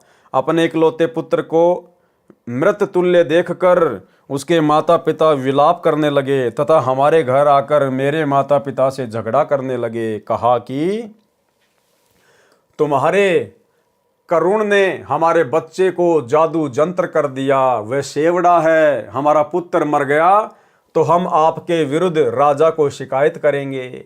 मेरे माता पिता ने मेरे से उन्हीं के सामने पूछा, हे करुण, सच बता तूने क्या कर दिया उस सुदर्शन को? मैंने कहा, वह सतलोक देखना चाहता था इसलिए उसे सतलोक दर्शन के लिए भेजा है। शीघ्र ही लौट आएगा। कई वैद्य बुलाए, कई झाड़ फूक करने वाले बुलाए, कोई लाभ नहीं हुआ। तीसरे दिन सुदर्शन के माता पिता रोते हुए मेरे पास आए। बोले, बेटा करुण, हमारे पुत्र को ठीक कर दे, हम तेरे आगे हाथ जोड़ते हैं। मैंने कहा, माई, तुम्हारा पुत्र नहीं मरेगा। मेरे परमेश्वर कबीर साहिब को अपने साथ अपने घर ले गए। मेरे माता पिता भी साथ गए। आसपास के व्यक्ति भी वहां उपस्थित थे। मैंने सुदर्शन के शीश को पकड़कर हिलाया तथा कहा, हे सुदर्शन, वापिस आ जा, तेरे माता पिता बहुत व्याकुल हैं। इतना कहते ही सुदर्शन ने आंखें खोली, चारों ओर देखा, अपने सिर की ओर मुझे नहीं देख सका। उठ बैठकर बोला, परमेश्वर करुणा में कहाँ है? रोने लगा, कहाँ गए परमेश्वर करुणा में? उपस्थित व्यक्तियों ने पूछा, क्या करुण को ढूंढ रहा है? देख, यहाँ बैठा है तेरे पीछे। मुझे देखते ही चरणों में शीश रखकर विलाप करने लगा तथा रोता हुआ बोला, हे काशी के रहने वालों, ये पूर्ण परमात्मा है। ये सर्व सृष्टि रचनहार अपने शहर में विराजमान है। आप इसे नहीं पहचान रहे। और भाई और बहनों, हम सभी सत्सेवक भाई बहन पिछले 8-10 वर्षों से चिल्ला चिल्ला कर वीडियो बना बना के, दुनिया तो खैर कहाँ समझेगी, हम अपने भगत भाई बहनों को समझाने का प्रयास कर रहे हैं। जो भगत भाई बहन सतलोक आश्रमों से जुड़े हुए हैं, वो भाई बहन भी आज अपने गुरुदेव को परमात्मा के रूप में नहीं मान रहे, नहीं पहचान रहे, नहीं समझ रहे। ये मेरे साथ ऊपर के लोक में गया। ऊपर के लोक में ये पूर्ण परमात्मा के रूप में एक सफेद गुंबद में विराजमान है। यही दोनों रूपों में लीला कर रहा है। सर्व व्यक्ति कहने लगे, इस कालू के पुत्र ने भिखू के पुत्र पर जादू कर दिया है, जिस कारण से इसका दिमाग चल गया है। इस करुण को ही परमात्मा कह रहा है। भला हो भगवान का भिखू का बेटा जीवित हो गया, नहीं तो बेचारों का कोई बुढ़ापे का सहारा ही नहीं था। ये कहकर सर्व अपने अपने घर चले गए। भिखू तथा उसकी पत्नी सुखवंती अपने पुत्र को जीवित देखकर अति प्रसन्न हुए। भगवान विष्णु का प्रसाद बनाया, पूरे मोहल्ले में बांटा गया। सुदर्शन ने मुझसे उपदेश लिया। अपने माता पिता भिखू तथा सुखी को भी मेरे से उपदेश लेने को कहा। दोनों ने बहुत विरोध किया तथा कहा, ये कालू का पुत्र पूर्ण परमात्मा नहीं है बेटा, इसने तेरे ऊपर जादू जंत्र करके मूर्ख बनाया हुआ है। भगवान विष्णु से बड़ा कोई नहीं है। सुदर्शन ने मुझसे कहा, है प्रभु, कृपया मुझे अपनी शरण में रखना। मेरे माता पिता का कोई दोष नहीं है। सर्व मानव समाज इसी ज्ञान पर अटका है। जिस पर आपकी कृपया होगी केवल वही आपको जान व मान सकता है। जिस पर आपकी कृपया होगी केवल वही आपको जान व मान सकता है। तो भाई और बहनों, सत्कर्म मान लेना इस कलयुग की बिचली पीढ़ी में केवल साध संगति से जुड़े हुए सत्सेवक भाई बहनों के ऊपर ही कबीर परमेश्वर सतगुरु रामपाल जी की असीम दया और कृपया हुई है, जो गुरुदेव ने हम सत्सेवकों से अपनी पहचान करवाई है। हम उनको पहचान गए हैं, जान गए हैं। अन्यथा शतलोक आश्रमों से जुड़े हुए भाई बहन केवल उन्हें अपना गुरु मानते हैं, केवल एक मानुष मानते हैं, माँ के गर्भ से जन्म लेकर आया हुआ व्यक्ति। जिस पर आपकी कृपया होगी केवल वही आपको जान व मान सकता है। इस काल ब्रह्म ने तो पूरे विश्व ब्रह्मा विष्णु शिव सहित को भ्रमित किया हुआ है। हे धर्मदास, सुदर्शन भगत ने काल के जाल को समझकर सच्चे मन से मेरी भक्ति की तथा मेरा साक्षी बना कि पूर्ण परमात्मा कोई अन्य है जो ब्रह्मा विष्णु तथा शिव से भिन्न तथा अधिक शक्तिशाली है। हे धर्मदास, पांडवों की अश्वमेघ यज्ञ को जिस सुदर्शन द्वारा संपूर्ण की गई कथा आप सुनते हो, ये वही सुदर्शन वाल्मीकि मेरा शिष्य था। द्वापर युग में मैं 404 वर्ष तक करुणामय शरीर में लीला करता रहा तथा 100 शरीर सतलोक चला गया। फिर धर्मदास जी ने प्रसन्न किया। धर्मदास ने प्रश्न किया, हे प्रभु, आपकी कृपया द्वापर युग में और किन किन पुण्यात्माओं पर हुई? उत्तर दिया गुरुदेव भगवान ने। कबीर परमेश्वर कबीर देव ने कहा, द्वापर युग में एक चंद्र विजय नामक राजा की रानी इंद्रमती को पार किया तथा राजा चंद्र विजय पर भी कृपया की। परमेश्वर कबीर जी द्वारा बताई रानी इंद्रमती को पार करने वाली कथा लेखक संत रामपाल दास जी महाराज के शब्दों में। द्वापर युग में इंद्रमती को शरण में लेना। द्वापर युग में चंद्र विजय नाम का एक राजा था। उसकी पत्नी इंद्रमती बहुत ही धार्मिक प्रवृत्ति की औरत थी। संत महात्माओं का बहुत आदर किया करती थी। उसने एक गुरुदेव भी बना रखा था। उनके गुरुदेव ने बताया था कि बेटी, साधु संतों की सेवा करनी चाहिए, संतों को भोजन खिलाने से बहुत लाभ होता है। एकादशी का व्रत, मंत्र के जाप आदि साधनाएं जो गुरुदेव ने बताई थी, उस भगवत भक्ति में रानी बहुत दृढ़ता से लगी हुई थी। गुरुदेव ने बताया था कि संतों को भोजन खिलाया करेगी तो तू आगे भी रानी बन जाएगी और तुझे स्वर्ग प्राप्ति होगी। रानी ने सोचा कि प्रतिदिन एक संत को भोजन अवश्य खिलाया करूंगी। उसने यह प्रतिज्ञा मन में ठान ली कि मैं खाना बाद में खाया करूंगी, पहले संत को खिलाया करूंगी। इससे मुझे याद बनी रहेगी, कहीं मुझे भूल ना पड़ जाए। रानी प्रतिदिन पहले एक संत को भोजन खिलाती, फिर स्वयं खाती। वर्षों तक ये क्रम चलता रहा। एक समय हरिद्वार में कुंभ के मेले का संयोग हुआ। जितने भी त्रिगुण माया के उपासक संत थे, यानी ब्रह्मा विष्णु महेश के जितने भी उपासक संत थे, सभी गंगा में स्नान के लिए पर भी लेने के लिए प्रस्थान कर गए। इस कारण से कई दिन रानी को भोजन कराने के लिए कोई संत नहीं मिला। रानी इंद्रमती ने स्वयं भी भोजन नहीं किया। चौथे दिन अपनी बांदी से कहा कि बांदी, देख ले कोई संत मिल जाए तो, नहीं तो आज तेरी मालकिन जीवित नहीं रहेगी। चाहे मेरे प्राण निकल जाएं, परंतु मैं खाना नहीं खाऊंगी। वह दीन दयाल कबीर परमेश्वर अपने पूर्व वाले भगत को शरण में लेने के लिए न जाने क्या कारण बना देता है। बांदे ने ऊपर अटारी पर चढ़कर देखा कि सामने से एक सफेद कपड़े पहने एक संत आ रहा था। द्वापर युग में परमेश्वर कबीर करुणामय नाम से आए थे। बांदी नीचे आई और रानी से कहा कि एक व्यक्ति है जो साधु जैसा नजर आता है। रानी ने कहा कि जल्दी से बुला ला। बांदी महल से बाहर गई तथा प्रार्थना की कि साहेब, आपको हमारी रानी ने याद किया है। करुणामय साहब ने कहा कि रानी ने मुझे क्यों याद किया है, मेरा और रानी का क्या संबंध है। नौकरानी ने सारी बात बताई। करुणामय कबीर साहिब ने कहा कि रानी को आवश्यकता पड़े तो यहाँ आ जाए, मैं यहाँ खड़ा हूँ, तू बांदी और वो रानी। मैं वहाँ जाऊँ और यदि वह कह दे कि तुझे किसने बुलाया था, या उसका राजा ही कुछ कह दे, बेटी, संतों का अनादर बहुत पापदायक होता है। बांदी फिर वापस आई और रानी से सब वार्ता कह सुनाई। तब रानी ने कहा कि बांदी मेरा हाथ पकड़ और चल। जाते ही रानी ने दंडोत प्रणाम करके प्रार्थना की कि हे परवरदिगार, चाहती तो ये हूँ कि आपको कंधे पर बैठा लूँ। करुणामय साहिब ने कहा, बेटी मैं यही देखना चाहता था कि तेरे में कोई श्रद्धा भी है या वैसे ही भूखी मर रही है। रानी ने अपने हाथों खाना बनाया। करुणामय रूप में आए कबीर देव ने कहा कि मैं खाना नहीं खाता, मेरा शरीर खाना खाने का नहीं है। तो रानी ने कहा कि मैं भी खाना नहीं खाऊंगी। करुणामय साहिब जी ने कहा कि ठीक है बेटी, लाओ खाना खाते हैं, क्योंकि समर्थ उसी को कहते हैं जो चाहे सो करे।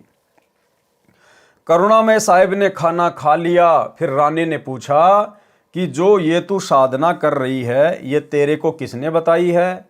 रानी ने कहा कि मेरे गुरुदेव ने आदेश दिया है। कबीर साहिब ने पूछा, क्या आदेश दिया है तेरे गुरुदेव ने? इंद्रमती ने कहा कि विष्णु महेश की पूजा, एकादशी का व्रत, तीर्थ भ्रमण, देवी पूजा, श्राद्ध निकालना, मंदिर में जाना, संतों की सेवा करना। करुणाओं में कबीर साहिब ने कहा कि जो साधना तेरे गुरुदेव ने दी है तेरे को जन्म और मृत्यु तथा स्वर्ग, नरक व 84 लाख योनियों के कष्ट से मुक्ति प्रदान नहीं कर सकती। रानी ने कहा कि महाराज जी, जितने भी संत हैं अपनी अपनी प्रभुता आप ही बनाने आते हैं, मेरे गुरुदेव के बारे में कुछ नहीं कहोगे, मैं चाहे मुक्त हूँ या ना हूँ। करुणा में कबीर साहिब ने सोचा कि इस भोले जीव को कैसे समझाएं। इन्होंने तो पूंछ पकड़ ली, उसको छोड़ ही नहीं सकते, मर सकते हैं। करुणा में साहिब ने कहा कि बेटी वैसे तो तेरी इच्छा है, मैं निंदा नहीं कर रहा। क्या मैंने आपके गुरुदेव को गाली दी है या कोई बुरा कहा है? मैं तो भक्ति मार्ग बता रहा हूँ कि ये भक्ति शास्त्र विरुद्ध है, तुझे पार नहीं होने देगी और नहीं तेरा कोई आने वाला कर्म दंड कटेगा। और सुन ले, आज से तीसरे दिन तेरी मृत्यु हो जाएगी। न तेरा गुरु बचा सकेगा और न तेरी ये नकली साधना बचा सकेगी। जब मरने की बारी आती है फिर जीव को डर लगता है, वैसे तो नहीं मानता। रानी ने सोचा कि संत झूठ नहीं बोलते, कहीं ऐसा ना हो कि मैं तीसरे दिन ही मर जाऊं। इस डर से करुणामय साहिब से पूछा कि साहिब क्या मेरी जान बच सकती है? कबीर साहिब करुणामय ने कहा कि बच सकती है, अगर तू मेरे से उपदेश लेगी, मेरी शिष्या बनेगी, पिछली पूजाएं त्यागेगी, तब तेरी जान बचेगी। इंद्रमती ने कहा, मैंने सुना है कि गुरुदेव नहीं बदलना चाहिए, पाप लगता है। कबीर साहिब करुणामय ने कहा कि नहीं पुत्री, ये भी तेरा भ्रम है। एक डॉक्टर से औषधि न लगे तो क्या दूसरे से नहीं लेते? एक 5वीं कक्षा का अध्यापक होता है, फिर एक उच्च कक्षा का अध्यापक होता है। बेटी अगली कक्षा में जाना होगा, क्या सारी उम्र 5वीं कक्षा में ही लगी रहेगी? इसको छोड़कर जाना पड़ेगा। तू अब आगे की पढ़ाई पढ़, मैं पढ़ाने आया हूँ। वैसे तो नहीं मानती, परंतु मृत्यु दिखने लगी कि संत कह रहा है तो कहीं बात ना बिगड़ जाए। ऐसा विचार करके इंद्रमती ने कहा कि जैसे आप कहोगे मैं वैसे ही करूँगी। करुणा में कबीर साहिब ने उपदेश दिया, कहा कि तीसरे दिन मेरे रूप में काल आएगा, तू उससे बोलना मत। जो मैंने नाम दिया है 2 मिनट तक इसका जाप करना, 2 मिनट के बाद उसको देखना है, उसके बाद सत्कार करना है। वैसे तो गुरुदेव आए तो अति शीघ्र चरणों में गिर जाना चाहिए, ये मेरा केवल इस बार आदेश है। रानी ने कहा ठीक है जी। रानी को तो चिंता बनी हुई थी, श्रद्धा से जाप कर रही थी। कबीर साहिब करुणामय साहिब का रूप बनाकर गुरुदेव रूप में काल आया। अब भाई और बहनों, इस विषय में दास पहले बहुत सारे वीडियो बना चुका है कि कबीर परमेश्वर जी के रूप में काल कभी भी धरती पे नहीं आ सकता। कभी भी वो हमारे पूज्य गुरुदेव सतगुरु रामपाल जी का रूप नहीं बना सकता, क्योंकि वर्तमान में जो रूप धरती पर आप जी देख रहे हैं सतगुरु रामपाल जी का, ये इनका वास्तविक रूप है, शतलोकी रूप है, और काल इनका पुत्र है। काल कभी भी अपने बाप का रूप नहीं बना सकता। लेकिन आज से पहले परमात्मा जिन जिन रूपों में प्रकट हुए हैं, कभी अपने पुत्र जोगजीत के रूप में, कभी सहजदास के रूप में, कभी ज्ञानी के रूप में, इसलिए काल वो रूप बना सकता है, वो अपने भाई का रूप बना सकता है, क्योंकि काल ने जोगजीत का रूप धारण करने का वरदान ले रखा है। जब प्रथम बार कबीर परमात्मा काल की तपतशिला पर आए, काल के साथ में भेंट हुई, तो कबीर परमात्मा अपने पुत्र जोगजीत के रूप में आए थे। तो बहुत सारी वार्ता हुई, गुरुदेव ने हमें अनेकों बार बताई है। उनमें से एक वचन काल ने यह भी मांगा था कि हे परमात्मा, हे भाई, आप मुझे आज्ञा दो कि मैं आपका रूप बना सकूं। तो परमेश्वर ने कहा कि तथास्तु, आप मेरा रूप बना सकते हो। तो जो रूप परमात्मा काल के सामने बना के आते हैं अपने पुत्रों का, वो रूप काल बना सकता है, उसने वरदान मांग रखा है, लेकिन अपने बाप का रूप नहीं बना सकता। सुनिए छोटा सा सत्संग। दो अक्के अक बचन भर लो, बचन भर लिया, अकबर लिया भाई। नो बोला जी कि चारों युगों में, 3 युगा में जीव थोड़े ले जाना, सतयुग, त्रेता और द्वापर, और चौथा युग जब आवे कलयुग, कितने ले जाइयो। नो बोला वह बड़ी अड़ाई तन तया। अच्छा भाई कोई बात नहीं। दूसरा यह है कि मैं आपका रूप बना सकूं, मैंने ये आज्ञा दे दो। अग बना लिए, तेरे रूप तक की आंट लागेगी। मेरे अंश के पास, जिस पास नाम होगा, तेरा रूप रह ही नहीं सकता उसके आगे। तो फिर और एक और कहा कि आप जब जाओ ना मृत मंडल में, तो एक जगन्नाथ के मंदिर को बनवाइयो, क्योंकि वो काल समुद्र नहीं बन देगा, मेरा अंश कृष्ण रूप में जाएगा, कृष्ण बौद्ध रूप में, और अपना मंदिर बनवाओगा, पर समुद्र नहीं बन देगा। बनवा दूंगा भाई। फिर कहते हैं कि त्रेता युग में समुद्र पर पुल बंधवाइयो। अच्छे पंगे पाए रहते थे। तो भाई और बहनों, वीडियो आपने सुना। जिस समय द्वापर युग में परमात्मा ने रानी इंद्रमती को अपनी शरण में लिया था, जिस रूप में वो गए थे, उस समय भाई और बहनों परमात्मा का रूप काल ने नहीं बनाया था। केवल इंद्रमती को डरा धमकाकर अपनी शरण में लेने के लिए सारा खेल परमात्मा ने खेला था। आवाज लगाई, इंद्रमती इंद्रमती। उसको तो पहले ही डर था, सुमरण करती रही, काल की तरफ नहीं देखा। 2 मिनट के बाद जब देखा तो काल का स्वरूप बदल गया। काल का ज्यों का त्यों चेहरा दिखाई देने लगा। करुणा में साहिब का स्वरूप नहीं रहा। जब काल ने देखा कि तेरा तो स्वरूप ही बदल गया, वह जान गया कि इसके पास कोई शक्ति युक्त मंत्र है। ये कहकर चला गया कि तुझे फिर देखूंगा। अब तो बच गई। रानी बहुत खुश हुई, फूली नहीं समाई। कभी अपनी बांदियों को कहने लगी कि मेरी मृत्यु होनी थी, मेरे गुरुदेव ने मुझे बचा लिया। राजा के पास गई तथा कहा कि आज मेरी मृत्यु होनी थी, मेरे गुरुदेव ने रक्षा कर दी, मुझे लेने के लिए काल आया था। राजा ने कहा कि तू ऐसे ही ड्रामे करती रहती है, काल आता तो क्या तुझे छोड़ जाता। ये संत वैसे बहका देते हैं, अब इस बात को वह कैसे माने। खुशी खुशी में रानी लेट गई। कुछ देर के बाद सर्प बनकर काल फिर आया और रानी को डस लिया। ज्यों ही सर्प ने डसा, रानी को पता चल गया। रानी जोर से चिल्लाई, मुझे सांप ने डस लिया। नौकर भागे। देखते देखते एक मोरी पानी निकालने का छोटा छिद्र में से वह सर्प घर से बाहर निकल गया। अपने गुरुदेव को पुकार कर रानी बेहोश हो गई। करुणा में कबीर साहिब वहां प्रकट हो गए। लोगों को दिखाने के लिए मंत्र बोला। वे तो बिना मंत्र भी जीवित कर सकते हैं, किसी जंत्र मंत्र की आवश्यकता नहीं है। इंद्रमती को जीवित कर दिया। रानी ने बड़ा शुक्र मनाया कि हे बंदी छोड़, यदि आज आपकी शरण में नहीं होती तो मेरी मृत्यु हो जाती। भाई और बहनों, इस घटना को जन्म देकर ऐसी लीला करके परमात्मा ने इंद्रमती को भक्ति मार्ग पर दृढ़ कर दिया। साहिब ने कहा कि इंद्रमती, इस काल को मैं तेरे घर में घुसने भी नहीं देता और यह तेरे ऊपर हमला भी नहीं करता, परंतु तुझे विश्वास नहीं होता।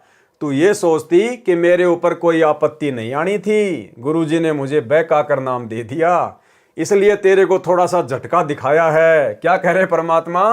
इसलिए तेरे को थोड़ा सा झटका दिखाया है। यानी परमेश्वर ने जानबूझकर काल का रूप बनाकर, सर्प का रूप बनाकर वो लीला की थी।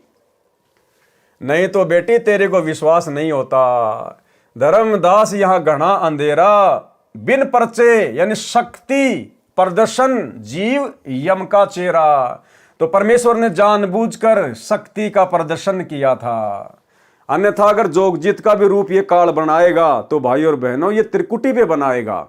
त्रिकुटी से पहले ये कुछ नहीं करता, जीव को नहीं छेड़ता। ये त्रिकुटी पर रूप बनाएगा, वहां पे ठगेगा। ये कबीर साहिब करुणामय ने कहा कि अब जब मैं चाहूंगा तब तेरी मृत्यु होगी। गरीबदास जी कहते हैं कि गरीब काल डरे करतार से, जय जय जय जगदीश, जोरा जोरी झाड़ती पगरज डारे शीस। ये काल कबीर परमेश्वर से डरता है और ये मौत कबीर साहिब के जूते झाड़ती है, अर्थात नौकर तुल्य है। फिर उस धूल को अपने सिर पर लगाती है कि आप जिसको मारने का आदेश दोगे उसके पास जाऊंगी, नहीं मैं नहीं जाऊंगी। अब बताओ ये मौत कितनी डरती है और ये काल कितना डरता है परमात्मा से, फिर भला ये परमात्मा का रूप कैसे बना लेगा। इसलिए वर्तमान में सतगुरु रामपाल जी अपने वास्तविक सतलोकी रूप में हैं और इनका रूप भाई ये काल ना तो यहां बना सकता ना त्रिकुटी पे बना सकता। गरीब काल जो पीसना जोरा है पणिहार, ये दो असल मजूर हैं मेरे साहिब के दरबार। ये काल जो यहाँ का 21 ब्रह्मांड का भगवान ब्रह्म है, जो ब्रह्मा विष्णु महेश का पिता है, ये तो मेरे कबीर साहिब का आटा पीसता है। अब बताओ भगवान का आटा पीसने वाला कैसे भगवान का रूप बना लेगा। अर्थात पक्का नौकर है और जोरा यानी मौत मेरे कबीर साहिब का पानी भरती है, अर्थात एक विशेष नौकरानी है। ये दो असल मजूर मेरे साहिब के दरबार में हैं।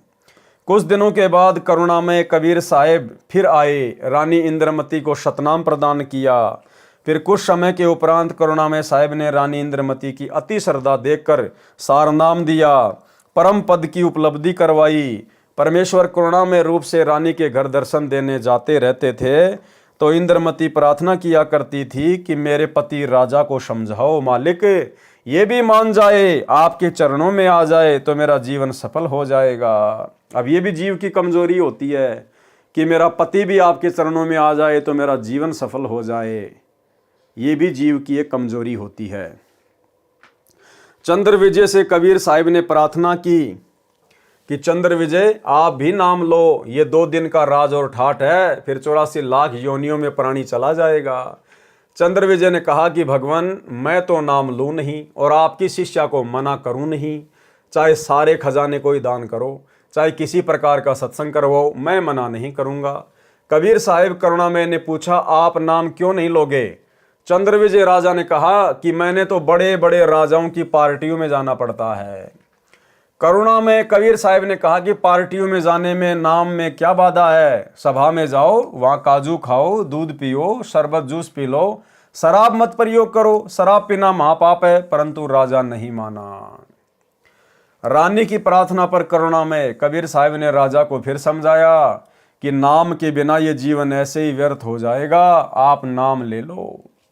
अब देखो भाई और बहनों, यहाँ पर एक पॉइंट है जो हम सब ने समझना है। करुणामय कबीर साहिब ने कहा कि पार्टियों में जाने में नाम को क्या बाधा करेगा, यानी आप पार्टियों में जाते हो जाओ, उससे नाम पे क्या दिक्कत आएगी। सभा में जाओ, वहाँ काजू खाओ, दूध पियो, शरबत जूस पियो, शराब मत पियो। तो कहीं कोई भाई ये सोच ले कि भाई हम भी पार्टियों में जा सकते हैं, हमने केवल वहाँ पर भंडारा तो नहीं खाना, जूस वास पी लेंगे, सादा भोजन कर लेंगे, बकवाद नहीं करेंगे। लेकिन भाई और बहनों, वर्तमान समय में ये बकवाद भी नहीं चलेगी। आप कहीं भी जॉब करते हैं, आपके बॉस के लड़के का जन्मदिन है, तो आप इस बात को आधार बना के कहीं पार्टी में चले जाओ कि भाई गुरुजी ने कह रखा है कबीर सागर के सरलार्थ में कि पार्टी में जाने से थोड़ी नाम खंड होता है। भाई और बहनों, वर्तमान में खंड होगा, वर्तमान में मर्यादा टूटेगी। वर्तमान में हमने ऐसी किसी पार्टी में नहीं जाना है ये सोचकर कि वहाँ पर सादा खाना खा लूँगा और कोई बकवाद नहीं करूँगा। ये वर्तमान में बिल्कुल भी नहीं चलेगा। वर्तमान में यदि आप किसी जन्मदिन की पार्टी में जाओगे या अन्य किसी फंक्शन में जाओगे तो उस भीड़ में भीड़ करने के कारण आपका समर्थन हो गया, आपका सहयोग हो गया। उस पार्टी में जाने मात्र से आपका सहयोग माना जाएगा और तुरंत आपकी मर्यादा खंडित होगी। अगर ज्ञान समझ में आ गया, भगवान समझ में आ गया, तो ऐसी बकवादों की तरफ तो हमने मुंह करके भी नहीं सोना, मुंह करके भी। हाँ, यदि आपके घर में ही यदि कोई जन्मदिन पार्टी मना रहा है, परमात्मा के ज्ञान को नहीं मानता है, तो घर छोड़ के तो हम जाएंगे नहीं। हमने उस दिन उनकी किसी भी फालतू की पूजा पाठ में, बकवादों में सहयोग नहीं करना। बाकी घर आए को खाना खिला सकते हैं, हम सेवा हम कर सकते हैं, लेकिन फालतू की पूजा पाठ या बकवाद में हमने कोई सहयोग नहीं करना है। रानी की प्रार्थना पर करुणा में कबीर साहब ने राजा को फिर समझाया कि नाम के बिना ये जीवन ऐसे ही व्यर्थ हो जाएगा, आप नाम ले लो। राजा ने फिर कहा कि गुरुजी मुझे नाम के लिए मत कहना, आपकी शिष्या को मैं मना नहीं करूंगा, चाहे कितना ही दान करे, कितना ही सत्संग करवाए। साहिब ने कहा कि बेटी, इस 2 दिन के झूठे सुख को देखकर इसकी बुद्धि भ्रष्ट हो चुकी है, तू प्रभु के चरणों में लगी रहे, अपना आत्म कल्याण करवा। मृत्यु के उपरांत कोई किसी का पति नहीं, कोई किसी की पत्नी नहीं, 2 दिन का संबंध है, अपना कर्म बना बेटी। जब इंद्रमती 80 वर्ष की बूढ़ी हुई, कहाँ 40 साल की उम्र में मर जाना था। जब शरीर भी हिलने लगा तब करुणा में कबीर साहिब बोले, अब बोल इंद्रमती, क्या चाहती है? चलना चाहती है सतलोक? इंद्रमती ने कहा कि प्रभु तैयार हूं, बिल्कुल तैयार हूं दाता। करुणा में साहिब ने कहा कि तेरे पोते या पोती या किसी अन्य सदस्य में कोई ममता तो नहीं है? रानी ने कहा बिल्कुल नहीं साहिब, आपने ज्ञान ही ऐसा निर्मल दे दिया, इस गंदे लोक की क्या इच्छा करूं। कबीर साहिब करुणा में जी ने कहा कि चल बेटी, रानी प्राण त्याग गई। भाई और बहनों, आने वाले समय में इस सत भक्ति के प्रभाव से, मर्यादा में रहकर आजीवन भक्ति करने के प्रभाव से, आने वाले समय में आप और हम भगत भाई बहनों के भी इसी प्रकार से शरीर छूटेंगे। ना कोई बीमारी से, ना कोई रोग से, ना एक्सीडेंट से, ना लड़ाई झगड़े से। बिल्कुल जैसे पका हुआ आम जरा सी हवा लगते ही तुरंत टूट के नीचे गिर जाता है, इस प्रकार से भगत का शरीर छूटता है। लेकिन दुर्भाग्य, वर्तमान में सतलोक आश्रमों से जुड़े हुए भगत भाई बहनों की किस प्रकार से एक्सीडेंट में, लड़ाई झगड़ों में, फांसी खा खा के, कोरोना में, बीमारियों से अकाल मृत्यु हो रही है। आश्रमों में सेवा करते करते भगत लोग ट्रैक्टर के नीचे दब दब के मर रहे हैं, पानी के टैंकर में मर रहे हैं आश्रमों में। और फिर भी पीला पर्चा निकाल के भगत समाज को गुमराह कर दिया जाता है कि गुरुजी का आदेश आ गया, वो तो मेरा सैनिक था, वो तो सतलोक गया। जबकि परमात्मा क्या कह रहे हैं, ये मौत परमात्मा के हुक्म से चलती है कि हे परमेश्वर, आप जिसके पास जाने को कहोगे उसी के पास जाऊंगी, अन्यथा आपके भगत को हाथ भी नहीं लगाऊंगी। और भाई और बहनों, अगर भक्तों की मौत भी इसी प्रकार से भक्तिहीन जगत वाले लोगों की तरह एक्सीडेंट में या अन्य किसी बीमारी से तड़प तड़प के होगी, फिर एक भक्ति करने वाले भगत में और बकवाद करने वाले जगत के व्यक्ति में भला क्या अंतर हो गया? अगर जगत वालों की तरह ही भगत को मरना है तो एक छोटा सा सत्संग जिसमें गुरुदेव यही समझा रहे हैं कि मेरे भक्तों की मौत जगत वालों की तरह नहीं होगी। सुनिए सत्संग। परमात्मा कहते हैं, भाई कहाँ जन्मे कहाँ पाले पोसे, और खूब लड़ाए लाडे, ना बेरा इस देह के कहाँ खंडेंगे हाडे, ना जर बेरा कित मारेगा काल। कबीर कहाँ गर्बियो ये काल गह करके से, ना बेरा कित मारेगा यो के घर के परदेश। कहते हैं के फूला फिर से छोटे से नकली सुख मान रहा तू, और काल जो है तेरे बाल पकड़ेगा। काल गह कर केश, कर माने हाथ, केस माने बाल, और ना बेरा कित मारेगा के घर के प्रदेश। अब आपने उस आंध्र प्रदेश के मुख्यमंत्री की स्थिति देखी, न कह रहे किसी जगह मारेगा काल की, तो पानी पैनी अभी ना पावे, वहाँ पटका ठा के 3 दिन मत नो बेरा पट्टा पड़ा कहाँ पर है। तो पुण्यात्माओं, बात ये नहीं कि वो मर गए इस तरीके से, लेकिन जो थोड़े से जिनको हम बड़े व्यक्ति मानते हैं उनकी दुर्गति होती दिखे ना, जब यो मन पापी ठीक ठिकाना आ जाता है। आम आदमी तो रोजमर्रा है, उसकी तो चिंता नहीं, मानते नहीं। ऐसे जो जिनको हम सुप्रीम पावर माना थे, मुख्यमंत्री बिरानी के पहाड़ मानते थे हम बिना ज्ञान में, और उसकी के दुर्गति हुई। कहते हैं जो भक्ति नहीं करता उनके ये बिरान माटी होंगी, और जो परमात्मा का नाम लेता है उनके साथ ऐसा नहीं होगा, ये गारंटीड बात है। अगर इतना भी अंतर नहीं है तो फिर भगवान की आवश्यकता ही समाप्त हो जाती है। ध्रुव प्रहलाद मीराबाई के इतिहास देख लो, मीराबाई को विष पिलाया गया था, विष भी अमृत बन गया उस परमात्मा की भक्ति और शक्ति से। इसलिए पुण्यात्माओं, आप जो ये क्रिया कर रहे हैं आपका घनी काम आओगी। अब तो आपको ना इतना महसूस हो रहा है, लेकिन आने वाले समय में कहते हैं कल्पे कारण कौन है कर सेवा अपनी काम, और मन इच्छा फल देऊंगा जो पड़े मेरे ते काम। आपका मित्र है मुख्यमंत्री, आपका मित्र है प्रधानमंत्री, आपका एक्सीडेंट हो जाता है, एक्सीडेंट में मृत्यु हो जाती है, वो नहीं बचा सकता, चाहे आपको कितना ही निकटतम है, वो स्वयं अपनी जान नहीं बचा सकता। तो वहाँ धनी का रोल शुरू हो जाता है, जहाँ परमात्मा का रोल शुरू होता है, जो ऐसे स्थान पर आपकी रक्षा करेगा। तो हमने इन अन्य सहारों को त्याग कर परमात्मा का आसरा ही लेना चाहिए।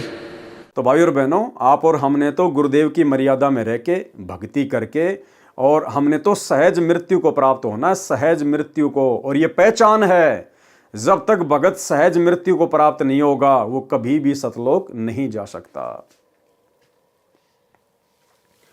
परमेश्वर कबीर जी करुणा में रानी इंद्रमती की आत्मा को ऊपर ले गए। इसी ब्रह्मांड में एक मानसरोवर है, उस मानसरोवर में इस आत्मा को स्नान कराना होता है। इंद्रमती को वहां पर कुछ समय तक रखा। करुणामय रूप में कबीर परमेश्वर जी ने रानी से पूछा कि तेरी कुछ इच्छा तो नहीं है? यदि इच्छा रही तो दोबारा जन्म देना पड़ेगा। यदि मन में संतान व संपत्ति या पति पत्नी आदि की इच्छा थोड़ी सी भी रह गई तो आत्मा सतलोक नहीं जा सकती।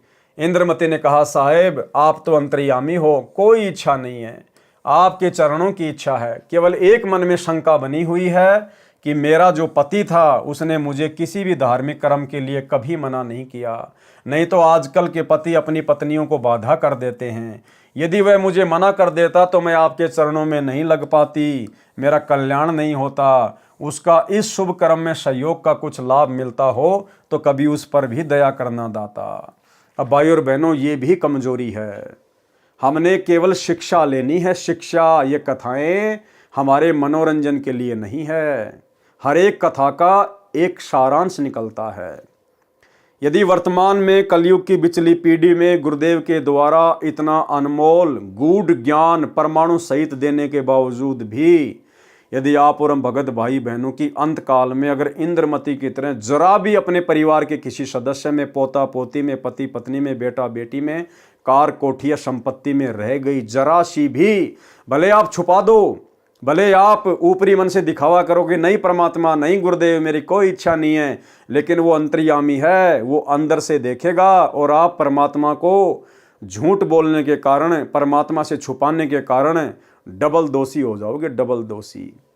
इसलिए हम भगत भाई बहनों ने ज्ञान को आधार बनाकर यहाँ की किसी भी वस्तु में हमने कोई मोह अंत समय में नहीं लगाना है। केवल परमात्मा के चरण, केवल परमात्मा का सतलोक, केवल परमात्मा की भक्ति, यहाँ से पीछा छुटवाने का ही प्रयास करना है हमने। करुणामय जी ने देखा कि ये नादान इसके पीछे फिर अटक गई। साहेब बोले, ठीक है बेटी, अभी तू 2-4 वर्ष यहाँ रह।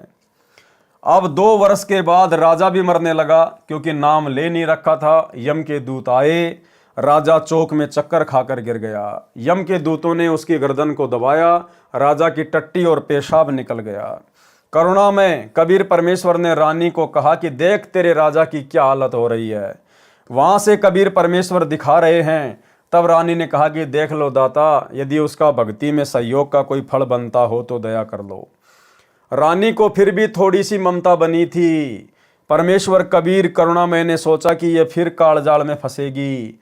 ये सोचकर मानसरोवर से वहां गए जहां राजा चंद्रविजय अपने महल में अचेत पड़ा था। यमदूत उसके प्राण निकाल रहे थे।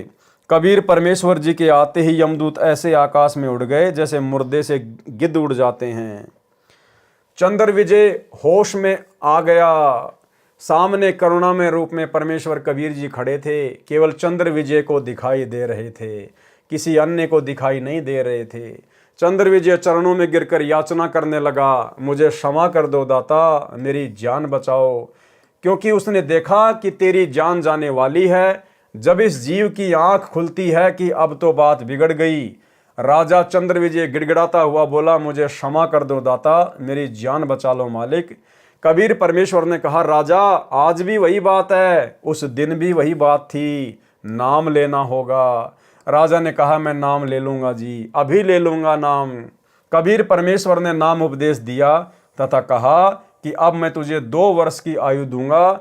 यदि इसमें एक श्वास भी खाली चला गया तो फिर कर्मदंड रह जाएगा। कबीर जीवन तो थोड़ा ही भला, जय सत सुमरण होय, लाख बरस का जीवना लेख धरे न कोई। शुभ कर्म में सहयोग दिया हुआ पिछला कर्म और साथ में श्रद्धा से 2 वर्ष के सुमरण से तथा तीनों नाम प्राप्त करके कबीर साहिब चंद्र विजय को भी पार कर ले गए। बोलो सतगुरुदेव की जय। फिर धर्मदास जी ने प्रश्न किया। धर्मदास जी ने कहा, हे कबीर परमेश्वर, हमारे को तो ब्राह्मणों विद्वानों ने यही बताया था कि पांडवों की अश्वमेघ यज्ञ को श्री कृष्ण भगत सुदर्शन सुपच ने सफल की थी तथा भगवान कृष्ण जी ने गीता में कहा कि अर्जुन युद्ध कर, तुझे कोई पाप नहीं लगेगा। ये सर्व योद्धा मेरे द्वारा पहले से मार दिए गए हैं, तू निमित्त मात्र बन जा। कहीं तू युद्ध में मारा गया तो स्वर्ग जाएगा, यदि तू युद्ध में मारा गया तो स्वर्ग जाएगा, यदि युद्ध में जीत गया तो पृथ्वी के राज्य का सुख भोगेगा। उत्तर दिया कबीर परमात्मा ने। कबीर परमेश्वर जी ने कहा, धर्मदास, सुदर्शन सुपथ श्री कृष्ण भगत नहीं था, वह पूर्ण ब्रह्म का उपासक था। सुन पांडवों के यज्ञ के संपूर्ण होने की कथा, कृपया निम्न पढ़ें पाठक जन। परमेश्वर कबीर जी द्वारा बताया पांडव यज्ञ का प्रकरण, जो धर्मदास जी ने सप्तम वेद के पद्य भाग में लिखा है लेखक के शब्दों में। पांडवों की यज्ञ में सुपच सुदर्शन द्वारा शंख बजाना। अब भाई और बहनों, आज के वीडियो में हम केवल इतना ही लेंगे। कल रात्रि 8 बजे हम इस कथा को पांडवों के अश्वमेघ यज्ञ में सुपच सुदर्शन के रूप में, यानी अपने भगत के रूप में कबीर परमात्मा के द्वारा जाकर उनकी यज्ञ को सफल करना, इस प्रकरण को हम कल रात्रि 8 बजे लेंगे। तो आज के वीडियो में केवल इतना ही। कल रात्रि सभी भाई बहन फिर से लाइव जुड़िए। तब तक गुरुदेव भगवान हम सबको आज्ञा दें, इजाज़त दें, आशीर्वाद दें। बंदी छोड़ सतगुरु रामपाल जी भगवान की जय हो।